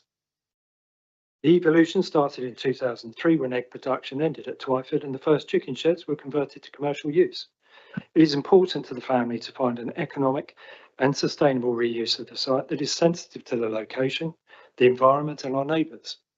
We are very conscious of the desire locally for the removal of the feed mill. We've worked closely with the community, including the parish council and the planning department for over 20 years, and we firmly believe this application will deliver a first-class facility, providing opportunities for businesses to thrive in the national park. This brownfield site is allocated in the Twyford Neighbourhood Plan, recognising that there is already planning permission in place for approximately 15,000 square metres of commercial floor space, which can be implemented at any time. The proposal now seeks permission for approximately 10,000 square metres of commercial floor space, comprising mostly start-up accommodation, generating about 360 jobs, and almost 900 trees will be planted.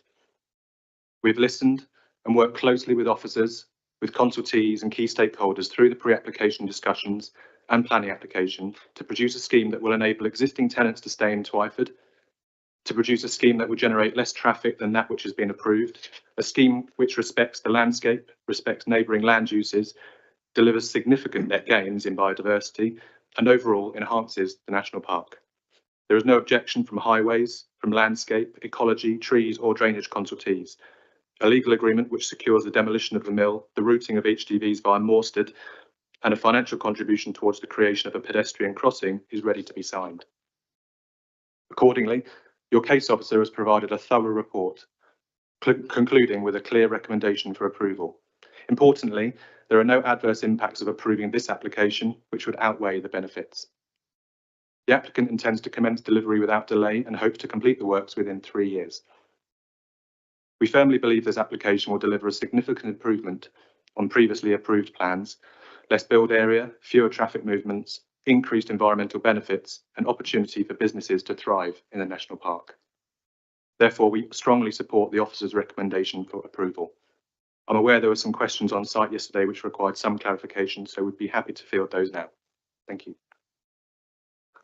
Thank you very much, and thank you for sticking within your 3 minutes. Okay, members, questions of clarification, and if you did ask of any questions on site yesterday, now's the time to re-ask them. Councillor Langford-Smith first. Thank you, Chair. I have some questions on the timing of the phasing of the development. You have a legal agreement in place that conditions the removal of the mill by 2026. And then on the documents supplied, we can see there's a green phase, I think phase and a blue phase. Unfortunately, I can't see the key to advise on the timings of those. So I wonder if you could tell us your anticipated delivery. Thank you for the question, Councillor. The green phase shown is phase 1, and that's the first commencement, which we'll be looking to complete by the end of next year. That includes the hub building and some offices and light industrial. The slightly redder phase is phase 2. That is where the existing tenants currently occupy. So the idea is that that becomes the second phase to allow translocation of those tenants into the new buildings. The dark blue at the bottom is phase 3, which contains the mill site. That is linked into starting in 26 because that's the long stop date as agreed. That is what's agreed in the section 106, and that will run for approximately a further 12 months. So we're looking to finish 27. That's part of 27.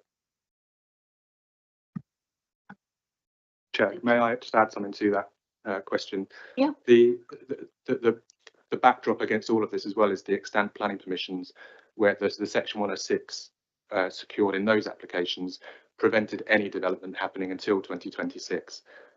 The applicant wanted to start work much sooner than that, if possible. That's become possible. So the phasing is designed to at least allow phases 1 and 2 to commence before the mill is required to be demolished.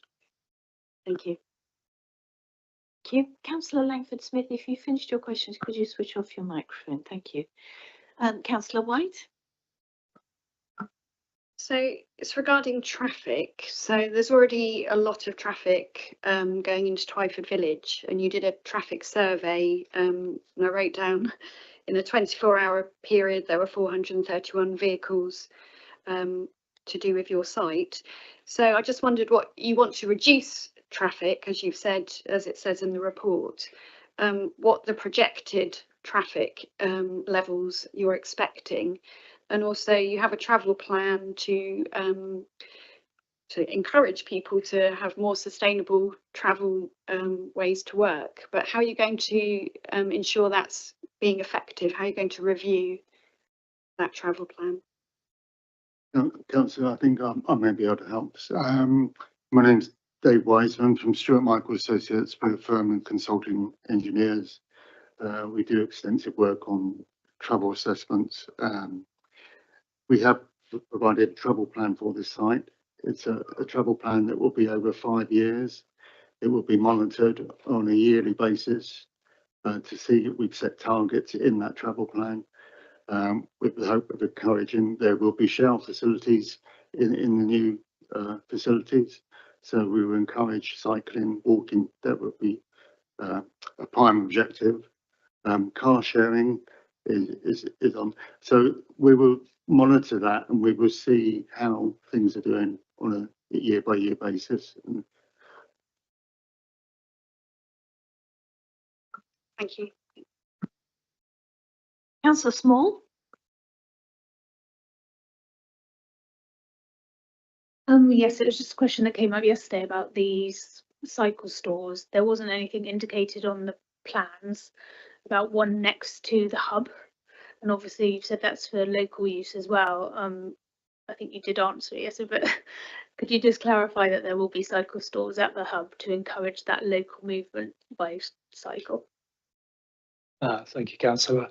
The cycle provision for the hub will be designed on hoop basis because of the transient flow of people. We've shown cycle stores associated with the other buildings proposed. They're a more enclosed structure, so these will be more of a setup to allow people to come and go more readily. So there's no requirement for overnight storage as such, which could be required for some of the other buildings. So hence the hooped approach for around the hub. Councillor Aaron. Thank you, Sharon. Am I allowed to ask 2 questions? Yes, right. One is, I'm sorry if you explained this before, well, it's in the papers, but I just can't make out why the biodiversity field ends where it does. Why doesn't it go? There's a sort of a field there, and part of it just isn't part of it. Why is that? Shall I start that one? You can jump in if you want to, Andrew. Principally, this scheme has evolved through the emergence of the biodiversity net gain initiative. It's a bit of an unknown quantity, or has been through the development, so there had to be some land left back to allow for if more biodiversity net gain was required. Even with the amount that's provided, there are substantial gains, vastly in excess of what the minimum that's required. So thankfully that was a sound move, but yeah, there is more land available. And my second question is, on the siting of the light industrial units near the houses on the left-hand side of that plan, I noted yesterday that the office buildings, which will be presumably quite quiet, are all in the centre, whereas the light industrial are on the outside, particularly on that left-hand side where the houses are. And I wondered why you've done it that way, because light industrial is I know can be built near residents, but you know, when you think of the residents, they'd much prefer an office building, which is going to be quiet, than light industrial. So why did you choose to do it that way? That was my question. The entire design came about through collaboration with tenants' wishes. The office building are essentially in the centre of the site. They command good views, and from a landlord point of view, there's a need to maximise the return on that floor space.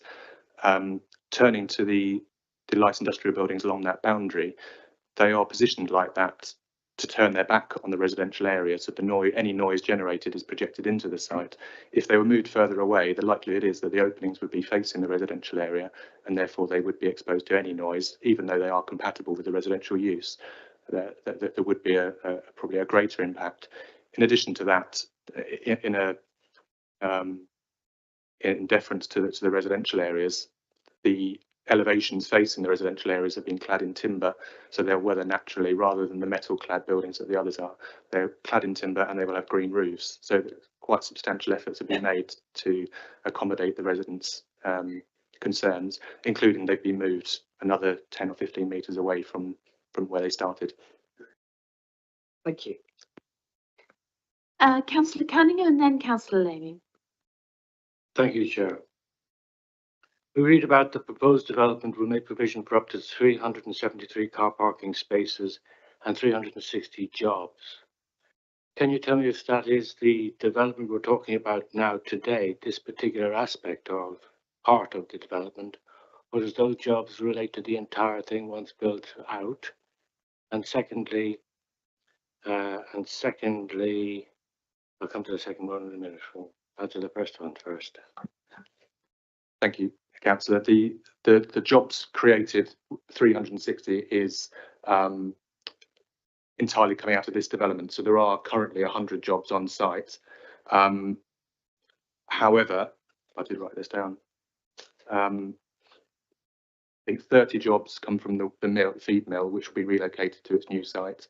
Another 30 jobs are existing tenants, so they will be keeping their jobs effectively by relocating. So yes, there's a net of 250 or so new jobs, but in addition, some of those jobs will be kept by the means as well. You actually answered the second part of my question as well. So I was going to ask a question about how many net gain would be the bottom line. 200 odd, yeah. 250. It's 360 minus 109. So my maths isn't that good. Okay. Thank you very much. Thank you, Councillor Lamy. Thank you, Chair. I am concerned with the traffic. We all know how bad Twyford gets. But you're putting extra traffic out onto a road which is the main national diversion for the M3, which causes absolute chaos when it does go on diversion. So I'm just wondering how you're going to mitigate for that, because if you come out of the farm and you turn left, you're going against the diversion route. And if you go right, you're just ending up in even more traffic in the middle of Twyford. So it's a very important consideration. Councillor, yeah. We've had extensive consultation with the Highway Authority on this application prior to the application being submitted and during the consultation process. It must be relied upon that there is an extent consent here, and the traffic generation from that extent consent is less than what's now being proposed. We've got a Section 106 agreement for all HEVs and large HEVs to turn left out of the site. Yes, I agree there will be traffic going into Twyford Village. That's a consequence of where people actually live. Existing people live working at the Enterprise Park now. So they do need to go by the crossing. We've looked at we've done our survey work was all done on a worst case scenario. We picked the worst case. When the plan application was submitted, the Highway Authority asked us to do some further survey work so they were confident that the survey we presented in our TA was very robust. We did that and they were happy that the day we picked on a Thursday in February was robust. So yes, there are traffic concerns with going through Twyford. I mean, I travel through Twyford on my way to work quite often, and yes, you do try to avoid Twyford in the peak periods. It's inevitable that that there will be traffic, but this development is very heavy on a travel plan. There will be encouraging people, as I said to Councillor, your colleague, to come by alternative modes of travel. So cycling, walking, we will be encouraged at public transport. That will be encouraged. Thank you. I asked the Thank you. question because I know that National Highways are very concerned with the traffic on junction 11 of the M3. And it's, Councillor Laning, I don't think Hazley Developments can be responsible for the backup that we're all going to face I throughout was the making the district point, when they do the Chairman, M3 that junction. there is an increase in traffic and there's already concerns about that junction. That was the Well, point. you know, there will be traffic. There will be traffic, and I don't think we can hold Hazley responsible. Chair, can I just, for as a existing traffic. point of clarity, I think David mistakenly said that the extant schemes would generate less development than the proposed. Just for a point of order, the proposed would generate less than the extant. There's a net reduction of approximately 246 daily movements. Just as a point of order. Okay, thank you. So you have already permission for 200 movements a day more than are proposed for this application. Okay, I think that's the end of questions of clarification. Thank you very much indeed. You've had a bit of a grilling. I apologise for that, but if you could return to your seats, please. Thank you very much. Lisa, as our planning officer, do you have any updates for us following the public contributions? I've written quite a few notes. In just terms of like the Hampshire County Council contributions that was brought up, I did speak to with the applicants, and they've had ongoing discussions and thrashing things out and further information. A lot goes on behind the scenes that with other stakeholders that is not, I can't write everything in the report, but try to be brief, but it's obviously not very brief, but obviously miss something, that someone will pick up. But yeah, it has to have a scheme, it has to be justified, and they've spoken, we can't just ask for infinite amount of money and sit in a pot, but that's something that has been discussed. This is what the county council has asked for. The Hampshire County Council highways. The highways of the county council have Yes, asked it's been for this discussed, contribution, and no more. So that's it. That's we have no say over that. No, that's fine. That's clear. Yeah, just sort of in terms of like flooding, I think was raised as well. I just there's this, as I say, a lot of things go on, discussions with the different stakeholders. There's a lot of back and forth before you get to this. For example, this is like the SUDS scheme. It's all been considered, and there are various other documents I could go on forever to show you, but it's been thought about, and it is conditioned. Yeah, there's a lot of conditions in there as well. So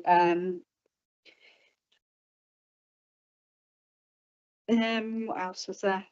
Times of opening times and of the units and things like that. That was discussed again. There has been justification and reasoning given to a report written, and Environmental Health have looked at that and assessed that, and we've gone back and forth with the times as well, and this is what we've got, is what's in the report. As always, we have to identify the harm, not yes. Okay, I think we're ready to move on to members' questions on the report now. I think I'll go for the whole report. I don't want to mess about with different sections. So if you could just explain which page you're referring to when you ask your question of the officer, and let's try and keep this brief. Councillor Williams. Thank you, Chair. I just wanted to gain further clarity over the Section 106 agreement. I just wanted to gain further clarity over the Section 106 agreement in regards to the 100,000 contribution towards the Pelican crossing. I know from working to try and get the same sort of crossing that the schemes can go up to sort of 400,000. If the condition is worded as a Pelican crossing, and the contributions aren't able to achieve that, could, for instance, a zebra crossing or something else be used rather than that money in the end go back towards the developer if it's not spent specifically on a Pelican crossing? I'm just trying to ensure that money is spent towards some sort of safety improvement in Twyford if they're not able to get the full cost for a Pelican crossing. Yeah, I think I can help here, Chair. Obviously, Section 106 is a matter for legal and not we take instructions from planning officers about this. As the agent, Mr. Osborne, has rightly said, this is on the desk, ready to complete and sign, subject to your decision today. But in relation to the highways contribution, we obviously act for the local planning authority. Highways and Hampshire Highways have their own legal team, and Highways will protect their own interests. So what is in the Section 106 comes from Hampshire Highways and their content. But if I read what the actual obligation states, so the owner covenants to pay to the county council prior to commencement of development. So before a spade is put into the ground, they will have to pay the highways contribution, which is index linked. So that's £100,000 index linked towards a new Toucan crossing point south from the Twyford crossroads. The owner gives a further covenant with the county council not to commence nor permit commencement of development unless and until it has paid the highways contribution. For the sake of totality, the highways contribution is defined as the sum of £100,000 index linked payable by the owner to county in accordance with said provision I've already read, and to be used towards pedestrian improvements to and in the village of Twyford through pedestrian crossing points on the B35 High Street. Excellent. No, thank you very much. That's clarified. And sorry for getting my bird names mixed up with toucan and pelican. Very important question. Any more questions to our officer on this report? Councillor Langford-Smith. Thank you, Chair. With reference to condition 12 on page 105, with regards to the landscaping, I was conscious on the visit yesterday that we were looking, when we were at the by the residential area, the houses, the trees were in full leaf, but a lot of those were actually deciduous. I appreciate that additional planting is going to happen along that boundary. Is it possible to condition that it's evergreen planting so that it's year-round screening rather than deciduous trees? As I did say, it's obviously that has details of that can be looked at when the plans come in, of the specific details of the trees. Obviously we need to look at something that's native as well as evergreen. You're not going to stick Leylandii up there, so so that will be something that we will look at and consider when the details are put in. Any further questions, members? If not, we will move to debate. Councillor Aaron. Just relating to this biodiversity point, which I just think it looks odd that that whole field hasn't been designated as biodiverse. I know that doesn't affect the application because the net gain is enough. But did you discuss? Is it just cost that is stopping the whole field being developed for biodiversity? Do you think, or? Chair, I think it's probably the shading that makes it look a little unusual. In reality, it is going to look like a field, and it might be hard to tell where the biodiversity starts and ends. In reality, they only have to provide a 10% net gain, and so it wouldn't be for an entire field that it would be that would be the available place for it anyway. So I think that the amount is well within the policy limits, and I just don't think that it will be perceived in a sort of an unusual way. I think it's just that shading. I've just put up the cross section up there, so you can see it's sort of like sort of mown. The pathways are mown grass, and obviously you've got different types of grassland and things like that, which all contributes, hedgerows and things like that. So the transition is not going to look like there's going to be, too obvious, but the benefits will be there with the trees and all the grassland as it, and the pond and things like that. So okay. I think it's quite stark from a drawing. Right. I accept your reassurance. Thank you. I don't think the wildlife will mind as well. They'll be scampering across both bits of the field. Okay. So if there's no more questions, we move to debate. Who would like to kick us off? Councillor Williams. Thank you, Chair. The application is, in my opinion, well designed. The biodiversity net gain of 43.41% is very impressive, whereby we're trying, in the past we've tried to squeeze as much as possible. This is a figure that we rarely see, a figure as high as that we rarely see. So I'm quite happy with the design. There are concerns around the traffic and traffic management plan. I think that's certainly as a condition is very welcome, and I'm reassured through the legal advice regarding the section 106. I know how difficult it is for parish councils to push for a safe crossing on a really busy road, and how expensive those contributions are, and how even on some applications where developers come forward with an offer of money, but that offer of money isn't accepted by Hampshire County Council towards a safer crossing. So I'm quite reassured from that aspect. So I will be supporting the officer's recommendation to permit the application. Thank you, Councillor Williams. Councillor Clare.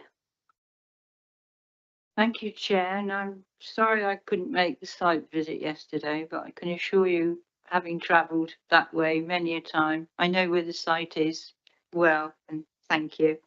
I think the proposed development will actually offer many benefits from economic, social, and several improvements. And also I'm thinking of jobs which will safeguard, I hope and believe, a number of local jobs.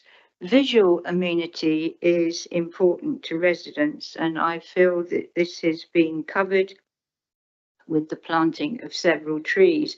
Also, I'd like to come to community engagement. I think you've engaged with the community very well, and if I read what's been said today, that the community are not against the application, but would probably like a little bit more dialogue with you, which I'm sure you could accommodate as the phases and everything goes on. I think so. So I do support it, and yes, and I support the application. Thank you. Councillor Cunningham. Thank you, Chair. Well, I think given its location in the South Downs National Park and its relationship to the village of Twyford, I think it's quite right that that it's been conditioned to within an inch of its life, with no fewer than 30 conditions now attached. I've listened to the presentations of the arguments both for and against the application without going into detail and repeating things again. I'm content that the removal of the feed mill, the additional new light office industrial units will significantly help things, along with the significant biodiversity net gain. It's improved the amenity of nearby residents and improved and expanded landscaping and access with 900 additional trees. I also feel that the highway and the footway improvements and the Toucan crossing provided by the financial contribution secured through the travelled plan within the Section 106 agreement is first class. I also feel that the real economic and social benefits to the village and the SASDNP that an employment development of quality this will undoubtedly bring with it. For these reasons, I will be supporting the officer's recommendation. Thank you very much, Councillor Cunningham. Councillor Langford-Smith. Thank you, Chair. I'll be brief. I think with the reduction in odour and noise in the area with the removal of the mill, the timings mean that the development will be brought forward quite quickly, so residents won't have ongoing building work in the area. The increase in jobs and the increase in biodiversity, I will be supporting this officer's recommendation. Councillor Laming. Thank you, Chair. I think this application's got many good points. I would encourage the developer to speak and work with the parish council just that little bit more, because I think that would be a benefit to both parties. So I should be looking to approve this. Thank you. So we now move to the decision. Or can I see all those this application with 2 additional conditions as on our update sheet? The addition of footpaths and cycleways through the site on number 29, and the confirmation of the uses clarification, as explained at the beginning of the meeting. With all that in mind, the verbal update, yes, that's what I was just saying, the verbal update on the conditions, yeah. So accepting all that into the proposal, this application is recommended for approval. So can I see all those in favour of approval, please? Excellent, thank you very much indeed. So that application is approved. Thank you. We will now move to the appeals report.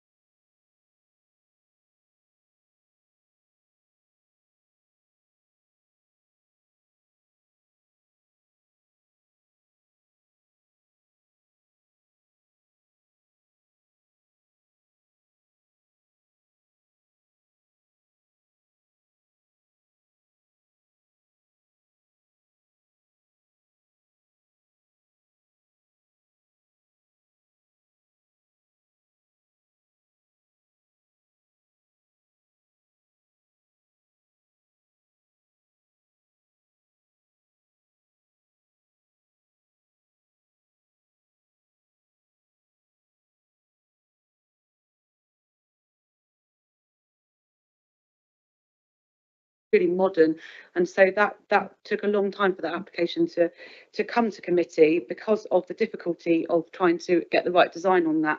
The main issues were the character of the conservation area and the setting of the designated heritage assets, of which we had a grade 1 listed Hyde Abbey cart gateway and cart shed, the gateway scheduled monument, and a grade 2 star listed St Bartholomew's Church. It doesn't get more historic than that, but what we had also underneath is an opportunity to perhaps find some really exciting things archaeologically. So that was also a really positive message that, or positive part of the proposal, which your officers were sort of partly recommending approval for. But the inspector found, quite frankly, that you've got the heritage issues, which in themselves sort of speak for themselves and what they are, but you've also got sort of a Victorian, Edwardian grand suburb around, which was very regular in the way it's sort of set out, designed, where the windows are, the eaves heights.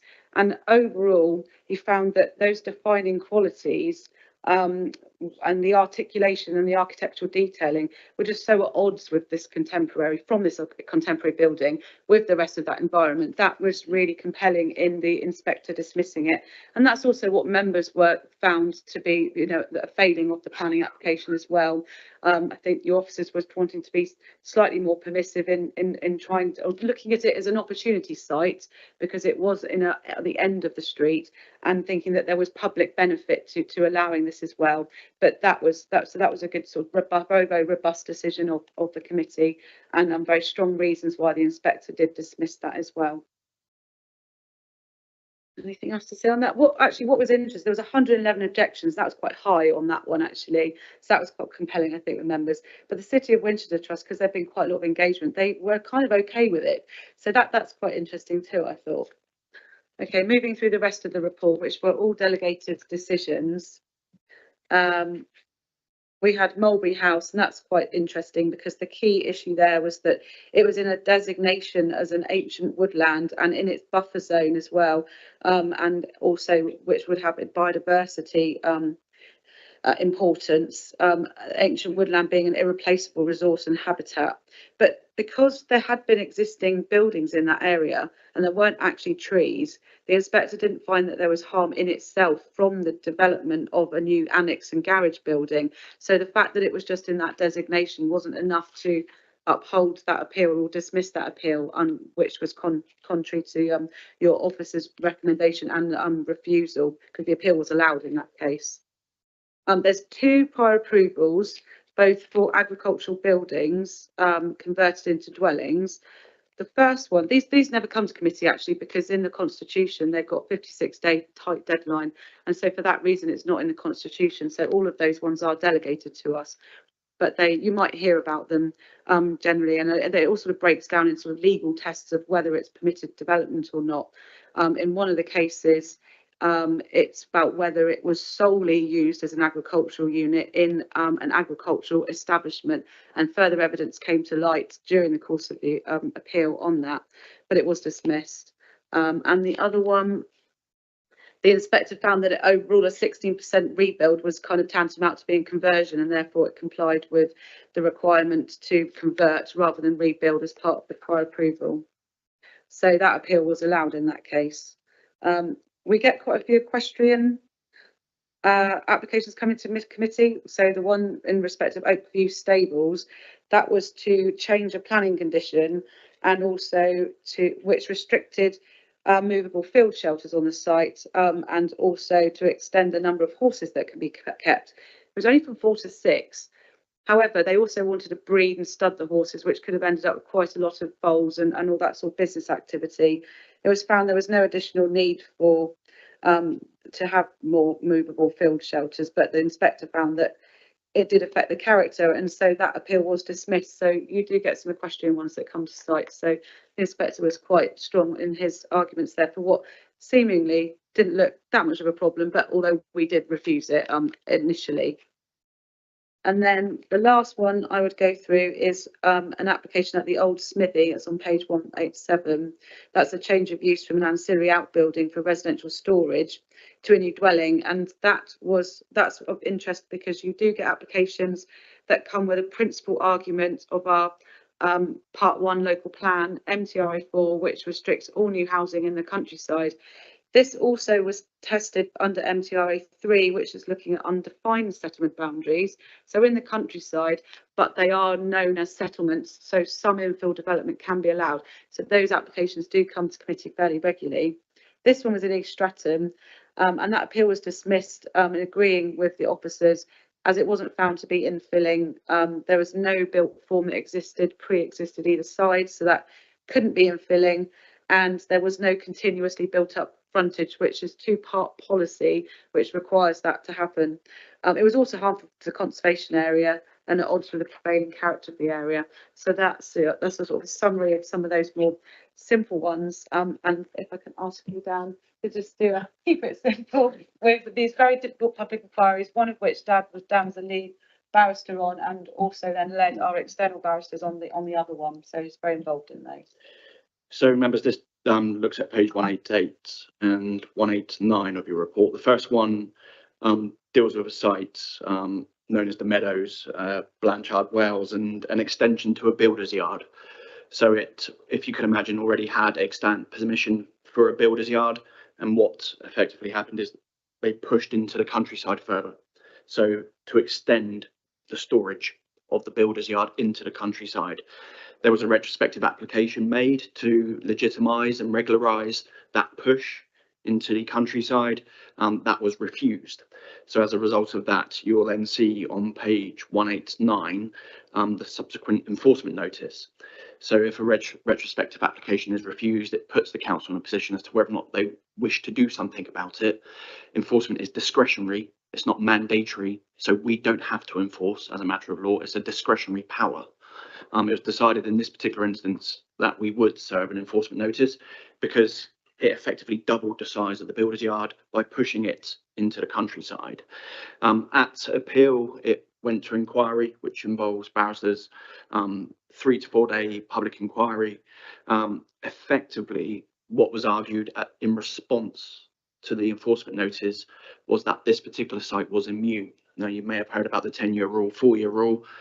We've had a change in the law recently, which pushes everything to 10 years now. So we have a 10-year window. This fell before the change in the law. But if a site can show and establish a use in breach of planning permission, planning control, it becomes immune from enforcement. So a massive limb of their argument was that they've been conducting this extra use of the builder's yard in the countryside for a period over 10 years. They bring witnesses of fact, swear on oath, the builder, the managing director, the owner, the past owner of the site as it changed hands, and they all give evidence on oath and they're all cross-examined. In this particular instance, the inspector decided that their evidence was simply more persuasive, because for enforcement purposes, we have to rely upon third parties, people who raise an enforcement complaint jumping up and down. If they don't want to come and give evidence and not obliged to, it puts us in a very tricky position. We have to rely upon aerial photos, GIS mapping and photography. So in this sense, the inspector simply felt that their evidence was, on balance of probabilities, more persuasive. We didn't have anything to rebut what they said.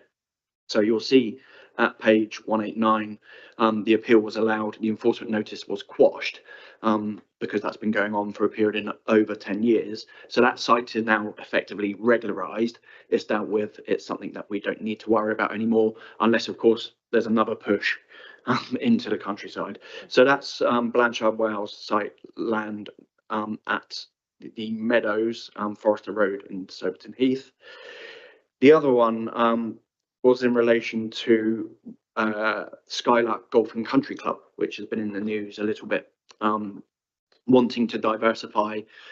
It was, I think, in administration. So as part of their diversification processes, they wanted to conduct and host weddings. So, for example, if I give you a situation, a hotel or a conference centre, or indeed guild halls, town halls, the use is yes, a hotel, yes, a conference centre, or yes, a town hall. But sometimes you can have ancillary activities, for example, hosting weddings in hotels. So in this particular instance, they were arguing that, yes, it's a golf club, a massive site, as you can imagine, 18-hole golf club with a huge red line, and in a small, quite quaint barn, you could have your wedding ceremony conducted in that barn, which is part of a massive land holding for the golf club. The problem with that, the barn was right next to a listed building, literally overlooking the individual and the household here. So there's been a history of noise complaints, a history of obviously antics, frolicking when people move out of the barn, drunkenness. So there was quite a vociferous complainant who did engage with the public inquiry process. I appeared on this particular one.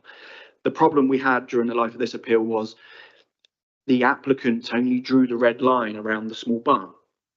And as you can see, it was for the hosting of up to 120 weddings per year.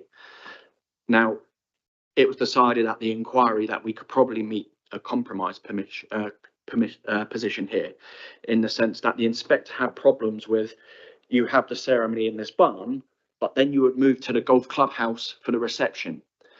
So there was a disjoint between the evidence about the barn and then the people having in their finery the actual wedding ceremony, having the breakfast and reception in the golf club, which was outside of the red line. So there was much made, as you can imagine, about, well, the red line should be redrawn, it should perhaps be withdrawn.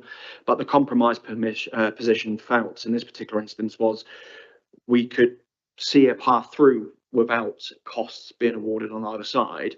And it was agreed with the particular complainant in this particular instance that we limit the application to ceremonies.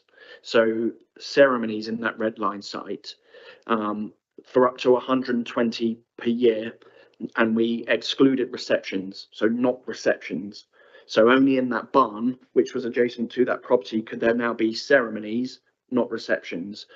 for up to 120 wedding ceremonies per year, between the hours of 8 and 6 p.m.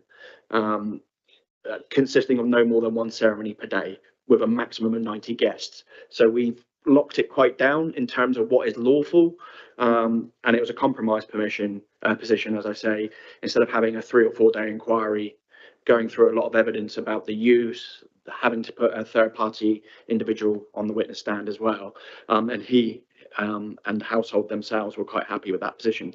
So that now gives a benchmark for enforcement to, yes, see if there's 120, yes, to see if it's within the hours of window, and yes, if it's only one ceremony per day. The issue of when it goes across to the reception, so from the ceremony to the reception in the golf club, can still be enforced. So if the complainant still has issues with loud, noisy receptions in the wider golf club rather than the barn, that's still open for us. So that was a compromise position on that particular one. Very good. Any questions, members? Congratulations again, team. I think you've done a good job. It's these appeals are always difficult, I think. It's an ever-moving environment, actually, especially with enforcement. By the time it gets to appeal, because of their backlogs and that things can change a lot on the site, so it can be quite challenging. So. Okay, if there are no questions or comments from members, we will adjourn now until 2 o'clock, when we will do the remaining items on our agenda. I'd like to thank Councillor Small for bringing the biscuits again, and some milk as well. And there's coffee in the back there, and the mayor's parlour is available for us to take some